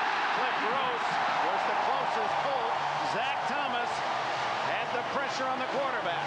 Well, as soon as the defense reads, when you take Lamont Warren and you take your backs out of the backfield, they tell you right now that's pass. You don't have to be too smart to figure that out. And as soon as you watch Zach, as soon as he sees that back go, I'm gone. Indianapolis had the ball for 6 minutes, no points. Jimmy Johnson and his staff. This has been the complete game for the Miami Dolphins. Craig Erickson comes in on offense, takes over at the 2-yard line. Former Indianapolis Colt. He has Irving Spikes in the backfield with him, along with Pritchett.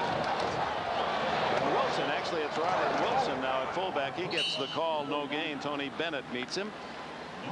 This is kind of interesting, though, Phil. You got 2 rookies in the backfield. They're taking a blow. I mean, when you think rookies that need all the experience they could possibly get, no, let's set these 2 guys down. Kareem Abdul-Jabbar and Stanley Pritchett. Let's sit them down, give them a rest. They earned it. Yeah, they have, Paul. This is not like a typical rookie season either. They've seen plenty of action. And also, it's starting to get in that time of year where the rookies, you like to refer to it, they're hitting the wall. This is like their 2nd season.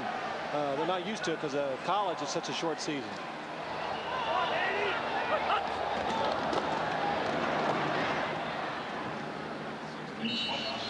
Well, the Miami Dolphins, when they brought Jimmy Johnson here, he knew that he had problems with the salary cap. And in fact, looking ahead even to next year, wasted money. Those are players that are gone that you're still paying. $5.2 million, and yet the Dolphins will be 3.7 under the cap because of all the rookies. And then in '98, wasted money gone. They'll be 9 under the cap. And there's more good news for Miami fans, bad news for the rest of the league. Next year, Johnson will have 10 picks in the first 5 rounds, and we know what he's done in that 2nd, 3rd, 4th, and 5th rounds.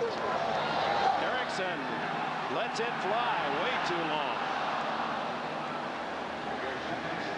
Diedrich Mathis on the coverage of Randall Hill, just to show you what he did in the draft this year with some picks after the 100th player. Look at those: Pritchett, McPhail, Burton, Zach Thomas. And folks, those last 3 were in the 5th round, A, B, and C. And that, to me, it just shows you that these guys really know what they're doing when they get to the draft. Yeah, Jimmy Johnson showed that in Dallas. First punt since the 1st quarter for John Kidd. Ray Buchanan at midfield. Short dying kick. Buchanan at the 44. Well covered. 1 yard on the return. Wayne Huizinga. He won't have to rent one of his own cars today. He'll go home in his own. Welcome back to Miami. Well, here in the owner's box is former NBC sportscaster, Saturday Night Liver, Joe Piscopo. Joe, your thoughts on this game? I tell you, it's so exciting. We were just here for a fundraiser for the Broward County Boys and Girls Club with the High Singers, and they were kind enough to bring us to the box. I don't want anybody to get the wrong idea like I bought the Dolphins. I'm still partial to the Giants, but let's not say that too loud, okay? Well, you were much better when you were doing that Saturday Night Live routine. So if you were up in the booth right now, how would you have described this game? Hello again, everybody. Joe Piscopo live, NBC Sports. The big story, Miami football Sunday. Dolphins, Colts. Exciting, thrilling, blowout. Back to you, Dick. You're making Paul McGuire very, very nervous. Paul's got to be very nervous with that. All right, Joe, good to see you. Hey, Jim, before he goes, after this play, I need one Episcopo, oh my. I want to hear how it comes back in reverb. All right, after this play, Joe, we're going to get you that. Justin and Gross never saw it coming. Wait, that was more like Letterman, wasn't it? Do it again one more time for us, Joe. Oh, my! Well, we got to send you back to AA on that one. Yeah, sending you back to AA on that one. All right, that's great. All right. All right, back to you, Dick. Boy, nothing like a good time, and he's a Giants fan. Hey, that's right. That was good. I'm glad to hear that. Yeah. He's from Jersey, you know. He's a Jersey guy. Giants certainly have made a nice little quiet comeback, have they not? Yes, they have. One of those 4 and 5 teams that we talked about at the start today. It's 3rd down and 2. Complete to Harrison. And the rookie out of bounds, first down at the 25. Well, move on here, Miami in command. Let's go to New York. All right, Dick, thank you. In Cincinnati, the Steelers and the Bengals. The pitch to Eric Bieniemy. Look at number 71, Willie Anderson, and watch the block on the corner. Clears the way for a 33-yard touchdown run with the extra point. The Bengals giving the Steelers all they can handle. 24-24, under 1.5 to play in the 3rd, Dick. All right, Bruce Kozlik going for 3 in a row since taking over from David Shula. If you look down from the Goodyear blimp, 6 minutes to go in the final quarter here in Miami. The Dolphins are going to muscle their way to a 5-5. Dilger wrapped up by Singleton at the 16-yard line, and the Colts, after the 4-0 start, will lose their 4th game, and they too will be 5-5 at day's end. Justin, you know, I mean, he's not going to replace Harbaugh. Let's not get carried away. But this young man can throw the football. Well, this reaffirms what the management and the coaches already thought about this quarterback, that he can come in and be a good backup in case something happened to Jim Harbaugh for a game or 2 or whatever. You know you're in good hands. He can come. He can throw the football well, and you still have a chance to win with him at quarterback. He has something in common with Harbaugh. He too was drafted by the Bears. That's right. That was in '91. Out of Arizona State, and didn't make it. Kind of fought his way around looking for action, and he finds Dawkins, and Dawkins, he wants that first touchdown, and he's got it. Well, he earned it that time. He was complaining about it. Never took him this long to score a touchdown, and hey, did it on his own. You know, we saw Blue Eyes yesterday. He came in and he said, I'm going to tell you what, I can't believe how frustrating this really is. And you watch this play. This last 6 yards were his. He did it all by himself to get into the end zone. And Paul, when he left the room, you looked at me and says, hey, how big is that guy? He is a big receiver, and he should be your go-to guy, I think, because he can take the punishment, go inside and outside for you. Extra point by Blanchard to make it 37-13. Paul Justin's first touchdown pass in the NFL. Dawkins' first touchdown catch this year. Welcome back. High above, our shots are from the Goodyear blimp, Stars and Stripes. Thank you, Captain Dan Thomas and your crew. The many spectacular shots to enhance our coverage today. I've been in it, not that particular one, but I've been up there twice. I got to fly it once. Yeah, did you wreck it? No, I didn't wreck it. Made some great turns. I mean, you do that with your feet, right? You turn with your feet? Well, your feet, and then there's a wheel that makes the nose go up and down. Beautiful. Had my arm out the window. 37-13, the kickoff by Gardocki to Irving Spikes. And he's brought down at about the 12-yard line.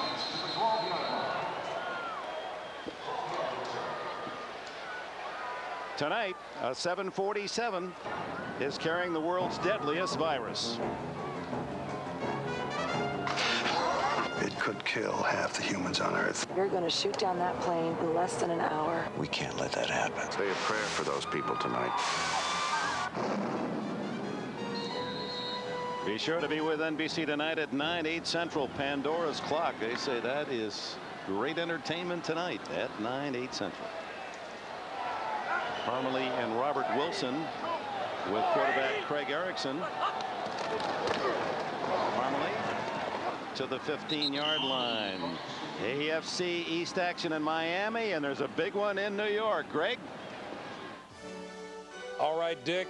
The Patriots knocking on the door. Drew Bledsoe, the fake into the line, and then the bullet to Keith Byers at the back of the end zone. 2-yard touchdown pass with the extra point. New England 31-27 over the Jets. Just under 4 to play in regulation, Dick. Wow, and is Bledsoe on a streak this last month. Ooh. Wow, but I don't know if that lead is safe this late in the game the way they're giving up points today. Second down.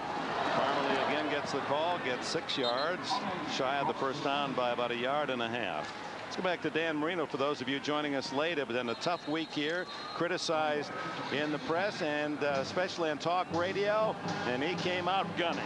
O.J. McDuffie with the first touchdown. Then he passed the 50,000 career yard mark with another throw to McDuffie, and then found Fred Barnett, his first touchdown as a Dolphin, the first of 2 for Barnett, as Marino and Miami build a halftime lead of 21-6, and then it's been all Miami here in the significant moments of the second half, and he finishes. He started 1 for 5, 17 for 23, 204 yards. Those are A numbers for Marino, and he wanted that, and it's hard to really describe how tough and how angry he has been all week, and this was his venting today.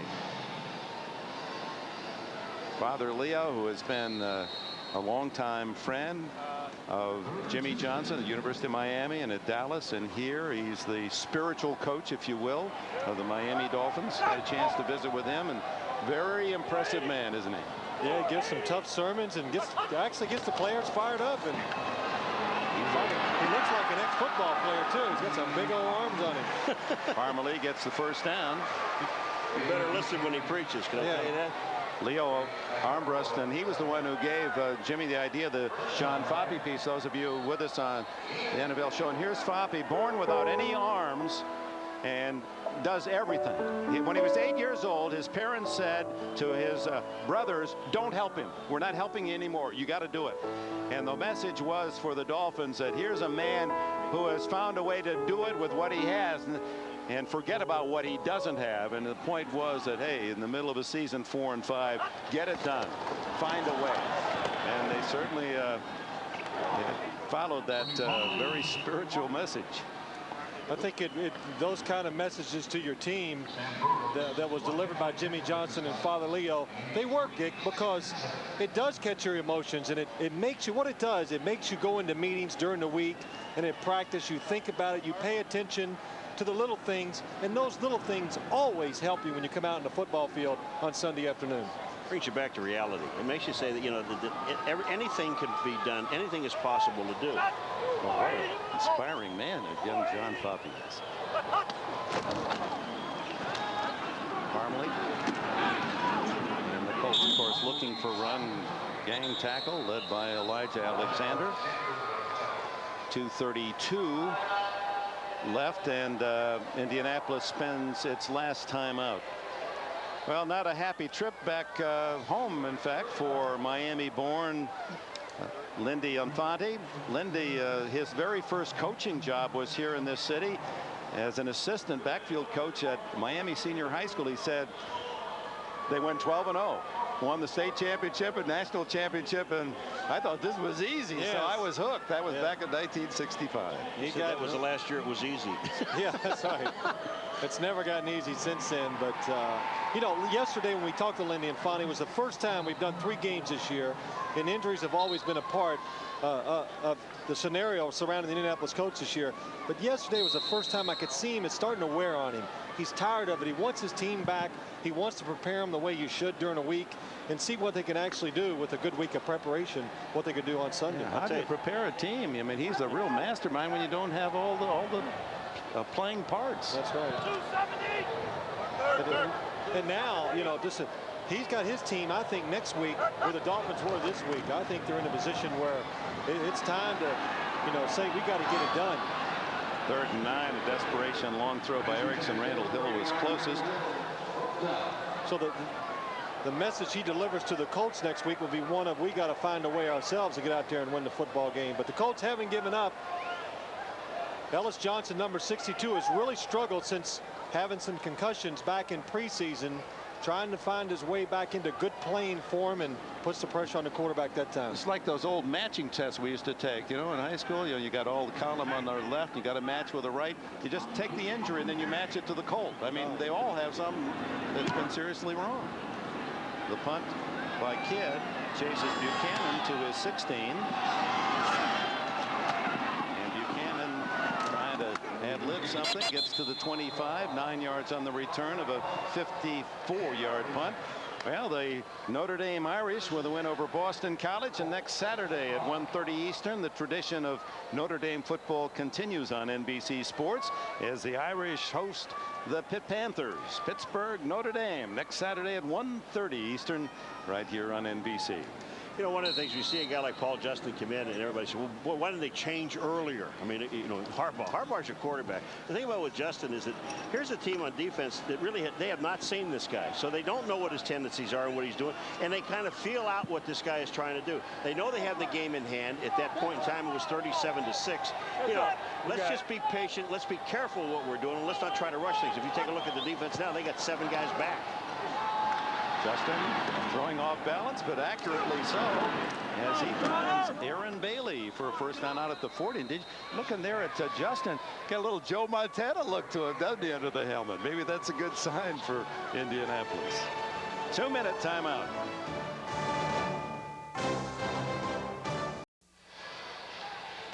Turnabout is fair play. These teams met 2 months ago, and the lone touchdown scored was this 1-yard pass from Harbaugh to Dilger. Gave the Colts a 7-3 lead. Marino was hurt. Bernie Kosar replaced him, and the Colts sacked Kosar 5 times as Indianapolis won 10-6. The defense shining in Indy, and today the defense smothering the Colts, and Dan Marino and company with a big offensive day. Marino 3 touchdown passes. Zach Thomas again a terrific game defensively for this rookie middle linebacker, and another rookie, Kareem Abdul-Jabbar, 2 rushing touchdowns. Zach Thomas playing his first long season. We talked to him yesterday. He's really not wearing down physically. He feels good and should still be productive the rest of the year. Justin rockets one for Mark Stock rather, and just misses him. I like the way what Zach Thomas told us yesterday, because in the Dallas game, Jimmy Johnson told us a week ago, he came to him after the first quarter. He said, my legs are dead. He said, I can't move out there. I'm just, and what happened, he got so emotionally involved in the game that he wanted to win so bad for Jimmy and for the team to beat Dallas that he physically or emotionally drained himself, and he couldn't play. So my legs wouldn't move, nothing happened. He said, this is where I got to learn to control my emotions and just play during the game and not worry about it before the game. Justin staying in there, finds Lamont Warren. Warren with a clever move and a first down at the 44. Michael Stewart made the tackle. 144, 143. The Colts have no timeouts left. Justin out of the shotgun. Yeah, you right here.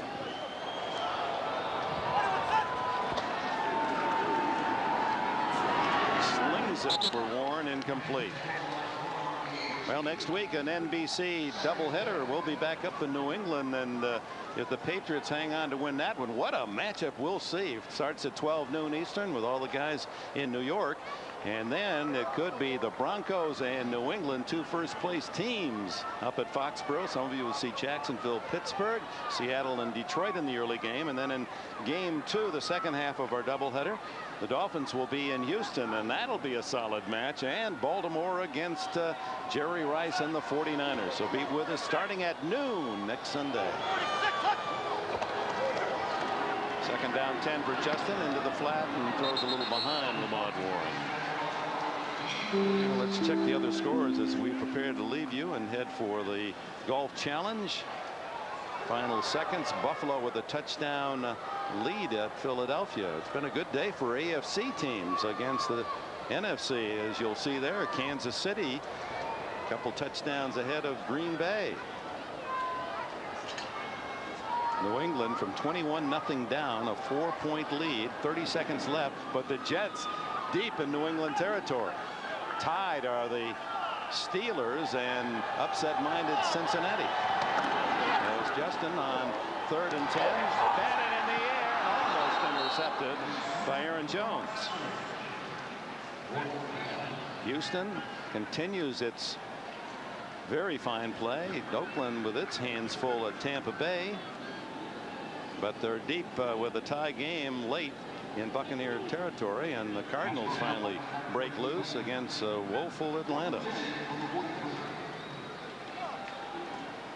Atlanta was trying to keep that one-game winning streak, active. You just can't win them all,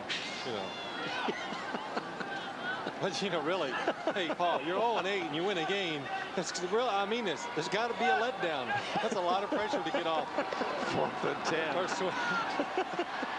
Down the middle, incomplete to Dawkins, and Miami takes over on downs.